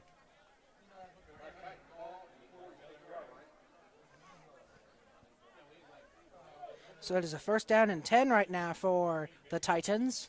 I don't see our Scott C. Rams fan running back here and yelling, hey, why did you not say Scott C.? But, hey, last we heard, nothing on the scoreboard, so we're sorry, Angie. I know you're going to be, storming at us, but, hey, I got a football player up here, so he's my tackle for this evening. So this is a spread formation. Is a quarterback keep.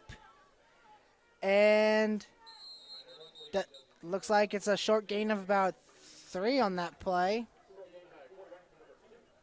Scratch that. Make that a gain of 4. So it's a second and six. Excuse me. So sorry about that. Second and 6 for the Titans. After that quarterback keep.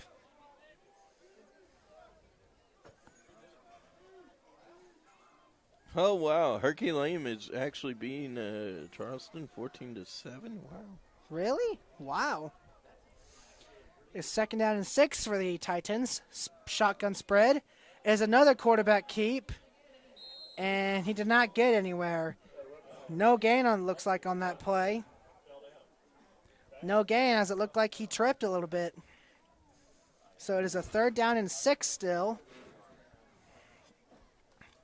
for the Titans. Did you know Malden's not the only green wave that's on the scoreboard tonight? Because we have Mattoon, Mattoon in Illinois, losing to Marion 22-0. So I see is a pass play all the way. And it is a sack on the play there. That was a huge play there by this Pirates defense. Also, real quick, Chicago 47, Memphis Grizzlies 60. That's half of NBA. So that brought up a huge loss there on that play for the Titans, and it is a fourth down and a long 21.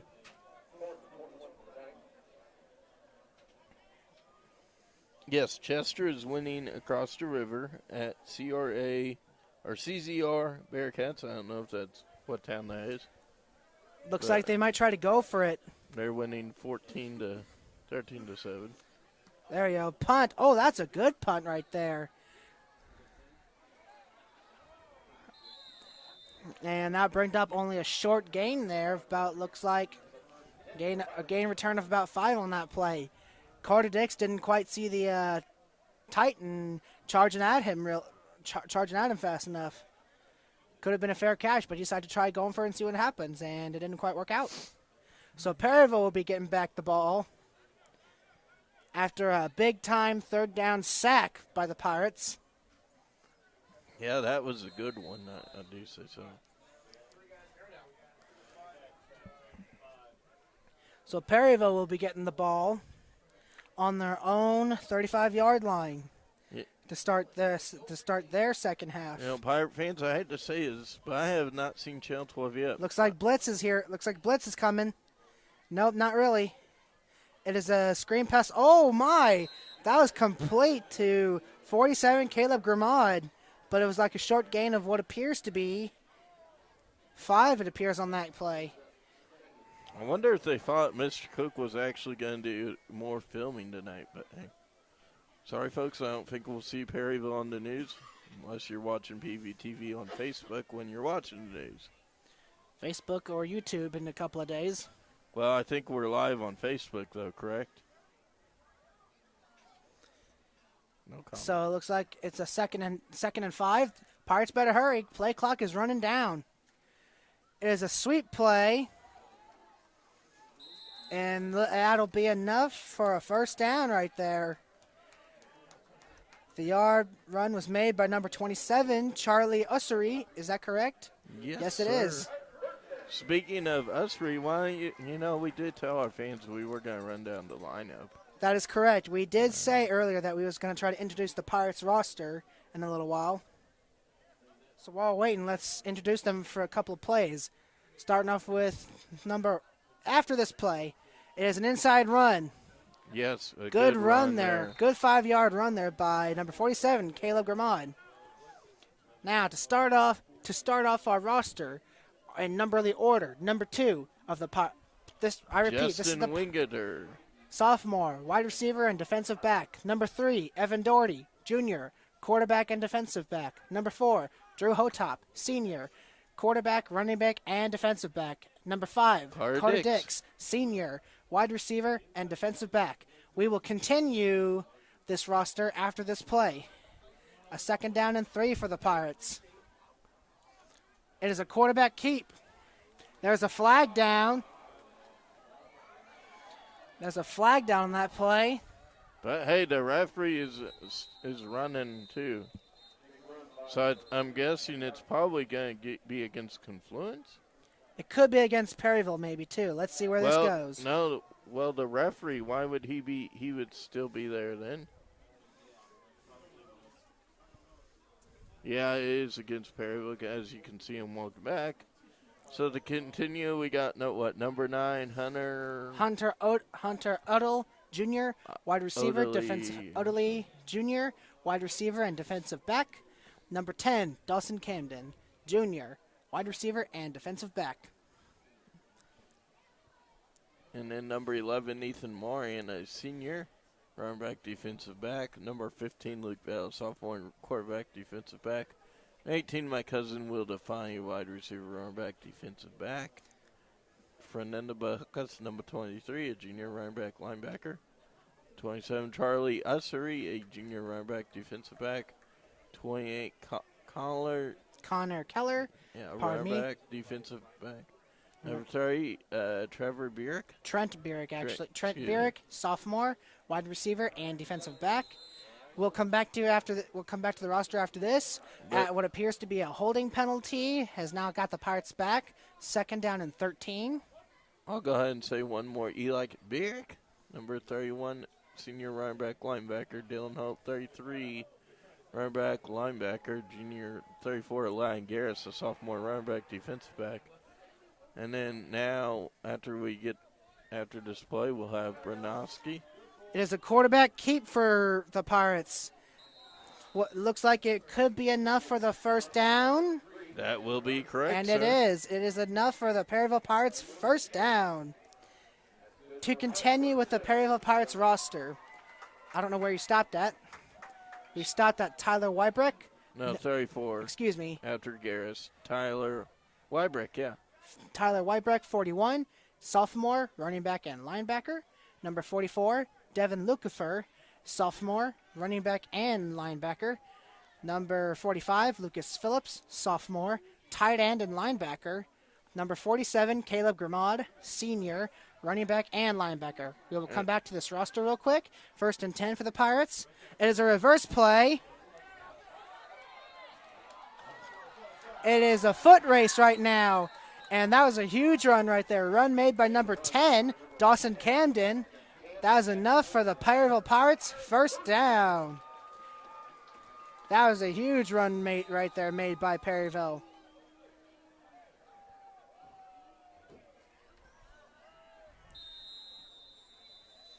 It looks like Confluence Prep will take a timeout. They're doing that so we can get this roster done. I believe we stopped at 47 Caleb Gramada, senior. Yes, Yeah. we did. So the rest of them were all offensive linemen until number 82. So let's go ahead and skip over to Land. To the wide receivers and all that. Yeah. Number 82, Landon Gunter, sophomore, wide receiver and defensive back. Number 84, Sam Barber, Yeah. junior, wide receiver and defensive back. Number 85, Braden Thierret Riney, I think is how you say that. Yeah. Sophomore, wide receiver and defensive back. Number 87, Tucker McClure, sophomore, tight end and linebacker. And number 88, Dalton Brown, sophomore, wide receiver and defensive back. So pretty much 82 through 50 are all offensive linebacker or D-back. Correct. You can do those. Correct. And where are we? Starting off with number 50, Carson Rogers, sophomore. Clayton Steffens, number 52, senior. Tyler Bryanowski, senior. Number 55, Ernie Dixon, a sophomore. Aaron Dixon, number 56, Richard Juringer, I think is how you say it, Yeah. sophomore. Number 57, Matt Mueller. We'll come back to the roster after this play. First and 10, there's the blitz there I saw. An inside run. Matthew Gramad, he will take it in for the Perryville Pirates touchdown. He says, I want to be on the highlight show, Mr. Cook. What do you say? Mr. Cook says, yeah. Caleb Gramad, he's having one good game so far. That's like his second rushing touchdown tonight. And did you see those couple of trucks that he just made there? Yeah. He's not afraid to make those trucks there. That was a good job. Talking about trucks, Ian Curry could be a truck himself. He's number 59. Then you got 60, Cameron Carroll, Tommy Beacom, 61. Junior. Devin Pittman, number 63, is senior. Senior, number 64. Go ahead. Excuse me, sorry. Number 64, Kyle Underwood, senior. Number 65, Noah Kiefer, junior. Number 67, Aaron Ernst, senior. Number 69, Chris Ernst, senior. Number 70. Go ahead. Number 70, Brad Ernst, senior. And now number 10, attempting the extra point after that penalty. Dawson Camden. And the kickoff is good. So after that touchdown run by Caleb Gramad. Extra point. Well, right. Sorry. I get a little too excited, I guess, so please forgive me. After the extra point, the score is now 28-0 Perryville. 72. Back to the roster real quick. We are almost done. Number 72, Gavin Sutter, sophomore. Number 73, Andrew Fields, sophomore.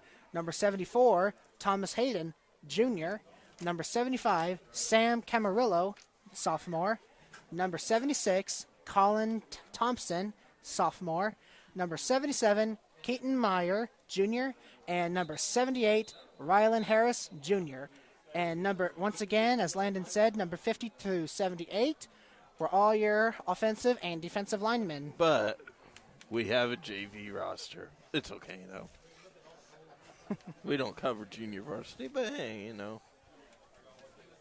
I will mention this because one of the ones I graduated with, her brother, plays football, and that's a Hotop. That's Adam Hotop, number 75. He's also offensive and defense. And also another guy known as Ben Hotop. He's the brother of number 4 for the Perryville Pirates. His number is 13. He's also a quarterback. So the Hotops run in the quarterback business. While we're waiting for the kickoff, let's head over to the college football game that I was talking about. Over in the Pac-12 conference, all the way over to the West Coast. We have USC and Colorado. It is just the second quarter is just beginning, and Colorado has the football. USC currently leads the game 7-3. Way to go, Trojans. Once again, the second quarter is beginning. Colorado has the football, and they are at USC's 7-yard line. 3-yard line, excuse me, and they just rushed it in for a touchdown. Boo, just kidding. Sorry. Oh my goodness. The Pirates somehow could not take down that big guy. Well, did you see how big he is? Yes. After all, big guys are pretty hard to tackle. That's 57, and, talking about big. 6'3", 295 pounds. Oh, my goodness. That's a big boy. Of course, number 73 is 208 pounds. Oh, my. Look at number 69. Okay, we get it. 340 pounds. Okay, really? Oh, we get it. All right, we get it. Some big guys, I'm just saying, big guys are just hard to tackle down, Yeah. So Confluence Prep has the ball on their own 35-yard line. 1st and 10, 6 minutes and 46 seconds left on the clock. They need to hurry it up. The clock is running down. Unless if they want to take a timeout. Which they did take a timeout, just in time. Real quick, Bolivar is currently leading Cape 34-28.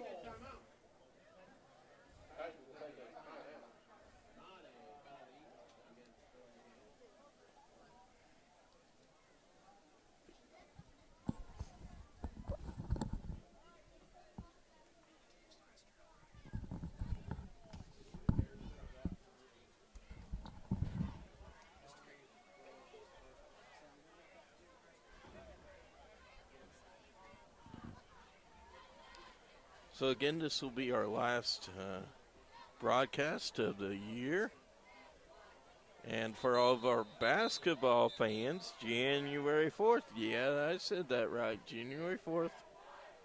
Go break in from the Christmas break early, as it will be the Mayor's Cup game at the Perry Park Center. PVTV will be there.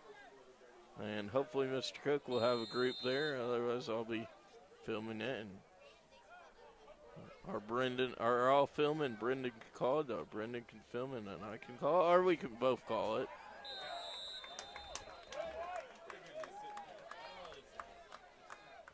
Another sack by number 52, Blake Stephens.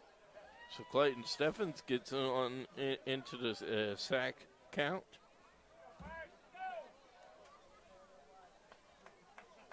So as districts fire up here, Perryville will probably be traveling to Potosi. Perryville's already played Potosi at home and took a loss. That was one of the losses at home. That was the only loss at home at the moment. Perryville has it as the Titans couldn't tighten that ball down. Matt Mueller, always making the highlight reel, decides, hey, I gotta get my name out there.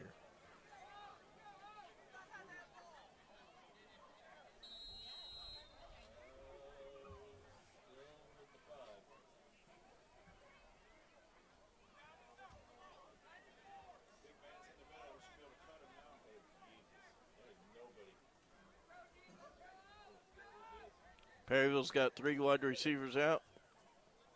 Ushery goes in motion as one, and he's got the ball. He's not going to get stopped, but he's going to pick up enough yards. Not enough for a first down just yet, but this is the first play of that down. It's going to be at the 39-yard line. See what number 3 for the Perryville Pirates wants to do. He says, right now, Confluence knows Perryville's going to be running. As we know, Perryville did have a couple pass plays. Let's see if they can dial one up. They got 2 wides. 27 goes in motion. There's a pass play to number 11. And that should be enough for a that will be a Perryville Pirate first down. As Ethan Marion on the catch, like I mentioned, I would like to see a pass. I didn't mention that, no.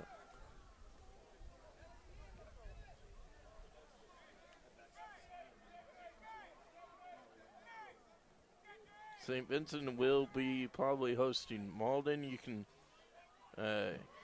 keep up to date on Twitter or in your local newspaper. That's a good run by a Pirate offender. 23, Fernando Bajucas. After 8 weeks of football, everybody's finally knows how to pronounce the name. Brent Roth down there, the freshman coach, takes his headset off to get to hear the play. Giving some words of encouragement from our 08 football season when we played Dexter for senior night. Number 40. Number 41, Tyler Wybreck will pick up a first down on the run. And folks, I don't know what you all are thinking, but I'm thinking in the fourth quarter with this lead, Coach Boss might pull off his seniors and just leave a couple out there, but let the younger kids try to play out here.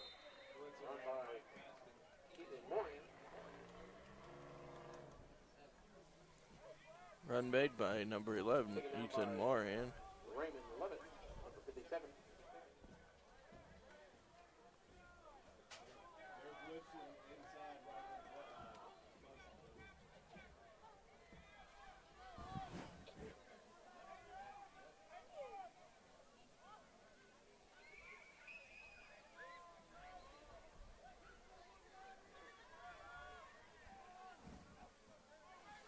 Again, no score yet from Scott City. Run made by Wybreck. Brings up third short for Pirates.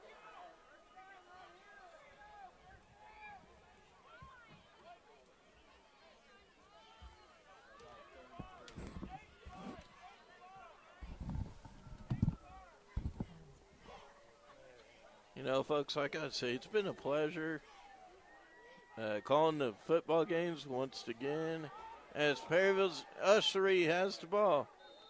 As he's going to get down to about the 5-yard line. So we are approaching running clock territory shortly. If we can just get a touchdown. That's 6 points. So that will... You need two points to get to 40. So that will be right on the verge of a running clock and if the Perryville team here gets a first down. Quarterback sneak, number 41. He's in there. Touchdown, Perryville Pirates.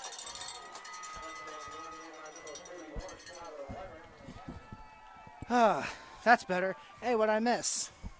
Oh, you missed a couple good runs, no penalties. A couple of catches by number 11.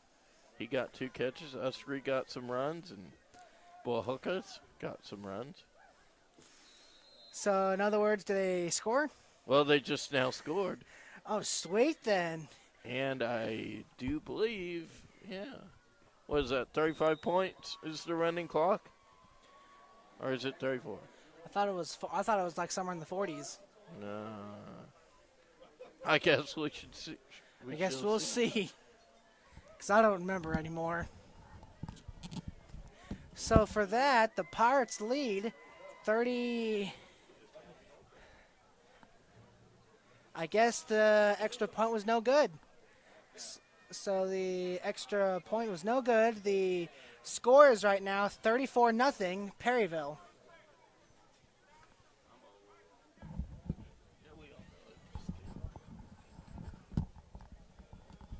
So if Perryville would have made that extra point, it would have been a running clock. but it's got to be 35 points for the running clock. So that at least gives Perryville their opportunity to get the ball back, later on in the fourth quarter. That is correct. As long as Perryville keeps doing what they're doing, they'll, just run the clock off, finish up strong tonight. Get ready for districts. Stuff Get ready like for that, a college football update. Speaking of that real quick, let's take a look back into the Pac-12 real quick, shall we? We have USC and Colorado. Already at the beginning of the second quarter still. Colorado right now currently leads it 10-7. And Boston defeated Toronto 112 to 106. Yes. Oh, looks like it's another onside kick. And that will go to the Perryville Pirates. Did Perryville recover it? Yes, sir. They already did. Wait, did a flag go out or is it just me? Well, now the official already signaled in that. Now that's the official word. The referee said Perryville ball. Okay, so I guess it must have been just me. I thought I saw something. Well, so right there, yeah. So Perryville recovered the onside kick, and they're going to have possession of the football again. now you being a player, how does the coaches do it? Does he just tell one player what the play is, or does he somehow communicate with everybody? How does that work? Well, right now, what they're doing is, do you see the whole Pirates offense looking over the Pirates sideline? Yeah. They're all focused on Coach Boss right now. Coach Boss is the one making the calls. Not only is he the head coach, but he's also the offensive coordinator. So Coach Boss is going to try to do a call, and whatever call he makes is what the Pirates offense has to do. But I noticed they had like a little card thingy on their arms. Right. It's a little similar to a playbook. You know what I mean? But it's a play card. It has all the plays that the Pirates have throughout their season. Or at least practice, no good, no very well, all that stuff. So all the plays that they've learned, that's all the plays that Coach Boss has decided to let the Pirates do. Gotcha. So it looks like 3 wide, 4 wides. there's a sweep play all the way. Charlie Ussery. And there it looks like there's a tackle. There's a flag down. I saw a tackle. I saw one of the defenders trying to tackle the back of the neck. That should be penalized right there. Number 23 for the other team. He's like, what do I have to do to not get a flag on me? Now is that? The flag should be on Confluence Prep because I saw one of their defenders trying to get onto Ussery and sure have their that's hands. not a piece of cheese? Real funny. Wait, what? Please forgive me, but I could have sworn I saw a horse collar. Well, it's like right there. last Saturday I thought I seen something and it was I made a mistake. So.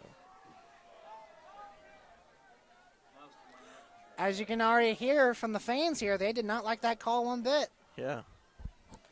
But I thought the refs did a great job during the homecoming game. I don't know about you, but I thought that those boys, be it older than Mr. Cook, I think they did a great job. I mean, I don't know how old they are. So it is right now a 2nd down and 11 for the Pirates on Confluence Prep's 46-yard line. There's a blitz coming right there. It is a reverse play. And that's Holt. And Holt all the way. He will go all the way in. No one's going to stop him. It is a touchdown for the Pirates. Did you see number 52? He's got his arms on his hips like, what was that? Yes, I saw and that. He was my cousin, Aladdin Garris. Aladdin Garris with a touchdown. Touchdown, Garris, on move. Now that there was a good play by the Pirates. Good thinking there by Coach Boss. Confluence Prep didn't even see it coming. Well, you know what that means? Running clock. That is correct. And we're also 17 points away from a record. From tying to Perryville's most points. That'd be correct. If Perryville decides to try to keep on pounding at them, let them do so. The kickoff is good. So the score now, late in the third quarter, the score is 41 40-0 Perryville. Yeah. Yeah. I'm going to say this for all the St. Louis fans over there. Back in 2004 season, Perryville was down 45-0 against Dexter. Everybody went home. I even went home. My senior year, I was out on the football field. What happened? Perryville came back, tied the game up, went to 3 overtimes, and Kirk Lucky made the winning touchdown. So everything's possible, just like that year. Wow, that is crazy. I didn't know Perryville made that much of a comeback there. Wow. That was a year, several years ago. It'd be like 15 roughly. Wow. That's because my sister Lindsay was a senior, and we stayed only till like halftime. That's crazy. There, that appears to be a kickoff.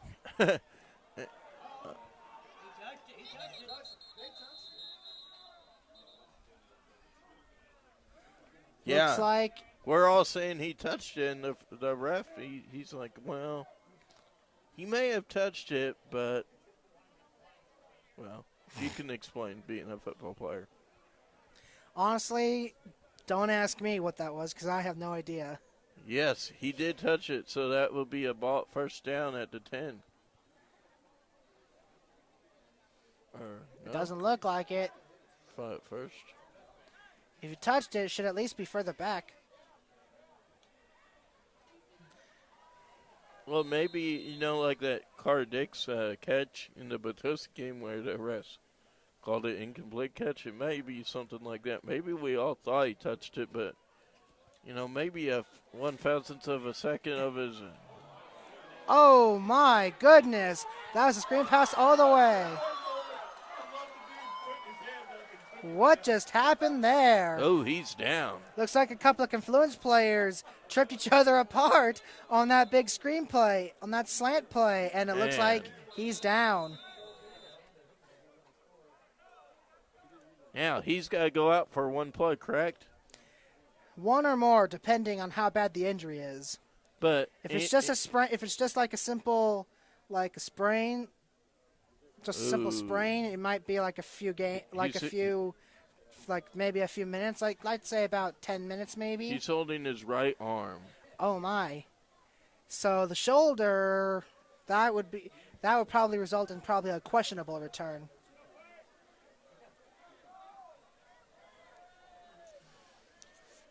So that was an insane, how to put it, that was an insane slant pass that got the Titans all the way to Perryville's 36-yard line. If he's out and can't play, then they only got 2 guys on their sideline. Screen pass play. Oh, wow. That was a big hit right there, but it was enough for the Confluence Prep first down. And now we have reached the end of the third quarter with the Pirates just dominating with just Perryville dominating the Titans all the way. Score right now is 41-0, Perryville. Oh my goodness, Park Hills is losing 14-42. Excuse me, Park Hills 14, Farmington 42. Wait, really? Yes. Oh my goodness. Park Hills is like one of the best high school teams around the southeast county. I'm surprised that they are losing. Chester's winning 27-13 in the fourth quarter. Grandview was beating Crystal City 40-0. Still is the same score last I checked. Kelly is destroying Chaffee. Is that correct? 42-0. Look at Poplar Bluff. Wow. St. John destroying Brentwood. That is correct. That one's a close one. Batosi currently leads DeSoto 20-14. Anything can happen. Yeah, that's true.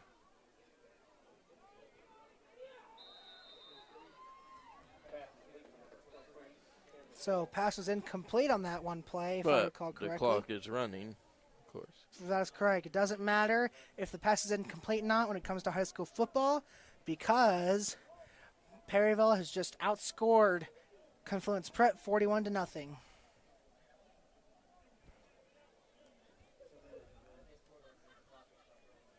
So second down is a loft pass play. Oh my, that could have been intercepted too, but instead it's incomplete. Or at least I think the play should have been intercepted. I wasn't really watching. I was texting people over there at St. Vincent to give them the half or score at the end of the third. If St. Vincent would actually win, though, Malden will be probably coming depending on. It'll either be Malden or Portageville. Now, Portageville's going to probably lose because they're playing Hayti. We all know how good Hayti is. I don't really. Well, So it is a 3rd and 3 Hayti right now. actually beat Scott C a couple weeks ago, sir. It is a screen pass all the way, and it looks like it might be enough for the Confluence Prep first down. But was that in? Oh yeah, okay. Caught It it right was on complete. the marker. Indeed, it was complete. So it is another first down and 10 for the Titans on Perryville's 17-yard line. Oh, and that player. Hey, there's two players run into their locker room for Confluence. I guess maybe maybe it's the one with the arm injury, and they're just like, well, let's go in and maybe warm up. Maybe they think it's a little too cold. It is a big loft pass all the way, and it did not work. It was overthrown. And there is another player down for Confluence as he's wiggling his tail. What? What? His tail. So. I'm speechless on that. Well, you don't want to say what it really is. Yeah, I know. I get it. It's just, wow, that was just And unexpected. we want to say you guys all have a safe trip with Confluence as several of their fans are heading for the exits. So it is a second down and 10 for Confluence Prep. Another pass play. Loft play all the way. It is complete. And a tackle there is made by number 5 for the Pirates, Carter Dix. Short gain of about what appears to be 3 yards. So it is now a 3rd down and 7 for the Titans on Perryville's 11-yard line. So for the Pirates, 3rd and 7. Can they be able to make a stand and try to post a shutout tonight? Well, we will find out on this play. The Titans need to hurry up. Play clock is starting to run down. Is a boot play, and the pass is overthrown. Incomplete. And the ball is still rolling. It finally came to a stop just about to the boundary of the football field. Mr. Cook, I got to ask, during the touchdowns, have you guys been able to get a shot of those flags that those cheerleaders have been blowing around? He says, I don't know, I'm filming. And it looks like Confluence Prep will be taking a timeout, it looks like. Well, you would think they would take a timeout. I mean, it's I think 4th down and 7 with 8:14 to go. They want to decide what they want to do. And that gives a chance for Perryville to talk it over what they want to call on defense. honestly, things are just growing desperate here for Confluence Prep. If they want to try to score, I suggest they try to go for it. That would be my best guess. But they still have to get 7 yards for a first down goal. Well, Or a that's little their bit main more, objective actually. to try to do. So yes, Now, if Perryville would be able to, keep them from scoring, that pretty much. there's probably like a high chance that it might end the game, maybe. Like 100% chance. Perryville's gonna win. So here we go. 4th down and 7 for the Titans on Perryville's 10-yard line. Mr. Cook's going to make sure you don't miss a thing here on this play. Will the Pirates make a stand on their own on the red zone here? It is a bootleg pass. Oh, and he's going to keep it. Oh, is he short? He is short of the first down. I mean, he is short of the touchdown, Is he? No, that's going to be a first and goal for him. Is it? What was it? Fourth and 7? Is that right? Oh, Yeah, it was. it is. Please forgive me. I didn't get it. So it is a first and goal for the Titans on their own, on Perryville's 1-yard line. There's probably a quarterback sneak right here. He did fumble it. Let's see. Did the Pirates recover it? The Pirates did recover it. Yeah. It is another It is another takeaway for the Pirates. It's just been a long day for the Titans. Now, the ball's at the 1. Perryville needs to make sure they don't back up here and give the Titans 2 points. That is correct. I suggest getting Matthew Grimod for starters. He's a big running back, and he's hard to take down. I suggest getting him first. Do like a couple of inside runs, so that way they can at least have some breathing room. Yeah, or Garris out there. I mean, he did. Or run. at least do a couple of screen pass plays. That should work too. Well, they're gonna have to hurry up. They got 24 seconds to come up with a play before. I don't know what if Perryville would have to get a penalty here. Would that be an automatic safety? No. No. It'll just only get them back farther into their own end zone. Well, they're at the 1. They're at the 1, sir. Play clock is running out. Is a quarterback keep? No, it is not a quarterback keep. Look at this running back go. That was a huge play right there, made by number 41, Tyler Wybreck. That was a good run by Tyler Wybreck, and that'll be enough for the Pirates' first down. That was a 34-yard running gain. How do you like that? Wow. So that'll give the Pirates some breathing room right now. They don't have to worry about being deep in their own end zone. So it is a 1st and 10 right now for Perryville.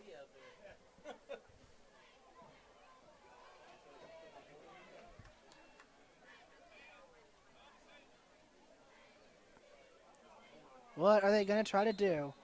Looks like Perryville will decide to try to do a timeout. And they will.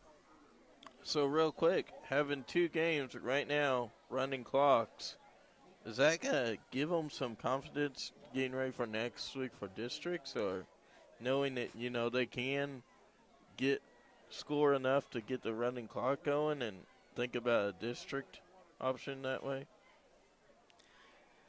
Well, I wouldn't get how do I put it? I wouldn't get too cocky when it comes to the playoffs, because one mistake can end a season.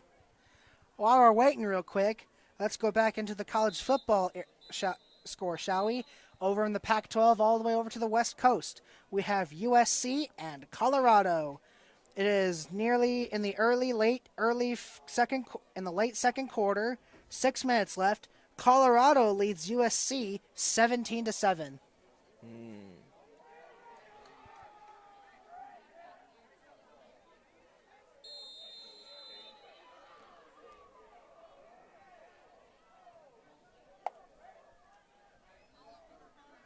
I wonder what all the commotion is about right there. It's motion for the Pirates, and that play did not work out real well for them. As number 34 of the Pirates, Aladdin Garris, got stuffed at the back behind the line of scrimmage. That looks like a loss of about 5 on that play. So we have 2 finals to go. Kennett defeats Sykeston 36-0. Kelly crushes Chaffee 55-0. Wow. That's crazy. So it is a 2nd down and 15 for the Pirates. Motion. There's an inside run to Aladdin Garris. There's a flag down on the play. And he'll get in for a big game, but let's see what that flag is first. Well, I'm going to guess Perryville.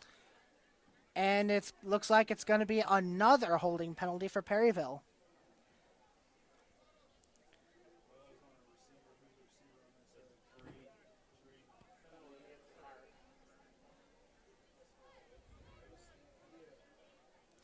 So instead of it being another first down, they're going to be stepping back. Looks like 4 yards behind. So it's scratch that 5 yards behind. So it's going to be a 2nd down and 20 right now for the Pirates. What are they going to try to do? It doesn't really matter what happens after this. If they get a first down, then it's probably going to be game over. We have 3 minutes and about 30 seconds left on the game clock. I see blitz.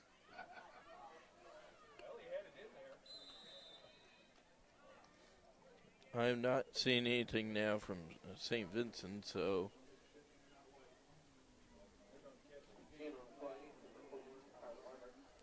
So that was about a 5-yard gain there on that play. So it is a 3rd and 13. With the Pirates winning big right here, I wouldn't rush for the first. I wouldn't rush like too much really. If they get a 4th down, that's okay. But if they want to get it, like make the game end to be permanent, I suggest they try to go for a 4th down and then, boom, end it like that. I see blitz here, and it's going to be a blitz. And that play did not work out well for them. Looks like it's a loss of about another 5 yards. Making it a 4th down and maybe 20. 4th down and 20 on their own 30-yard line.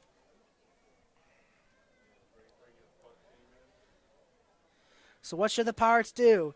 Should they get the punt team out, or are they going to try to go for it with maybe a big pass play?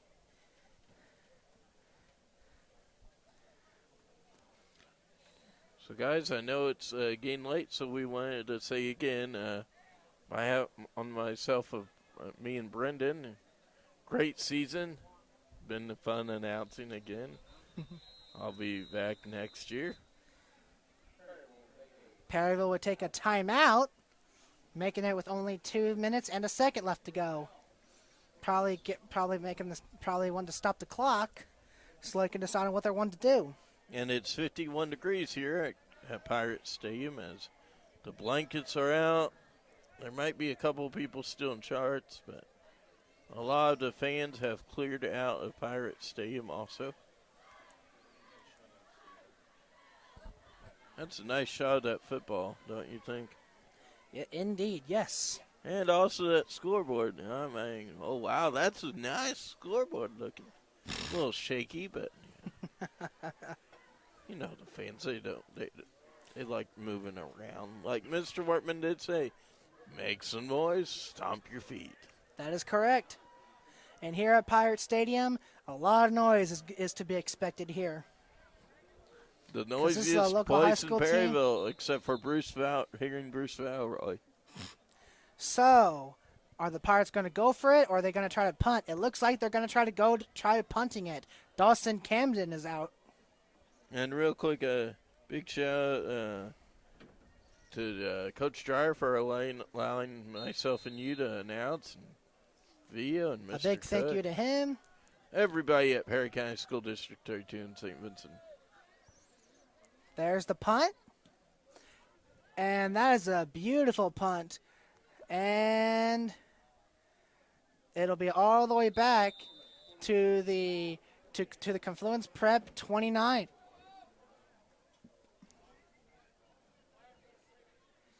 Excuse me, the 28.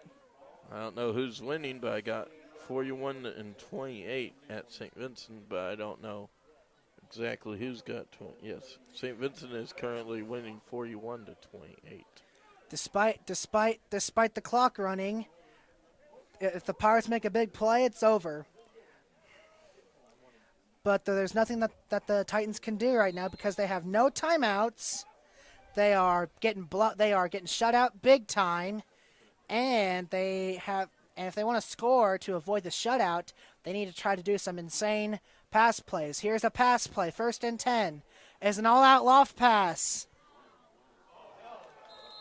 Well, that's incomplete. And that is an incomplete pass. And but that aside that, just about do it. You know, wasn't week 2? Didn't week 2 we shut St. James out? They didn't even score, right? That'd be correct. Yes, if I recall correctly, yes. Valley, by the way, is winning 24-6.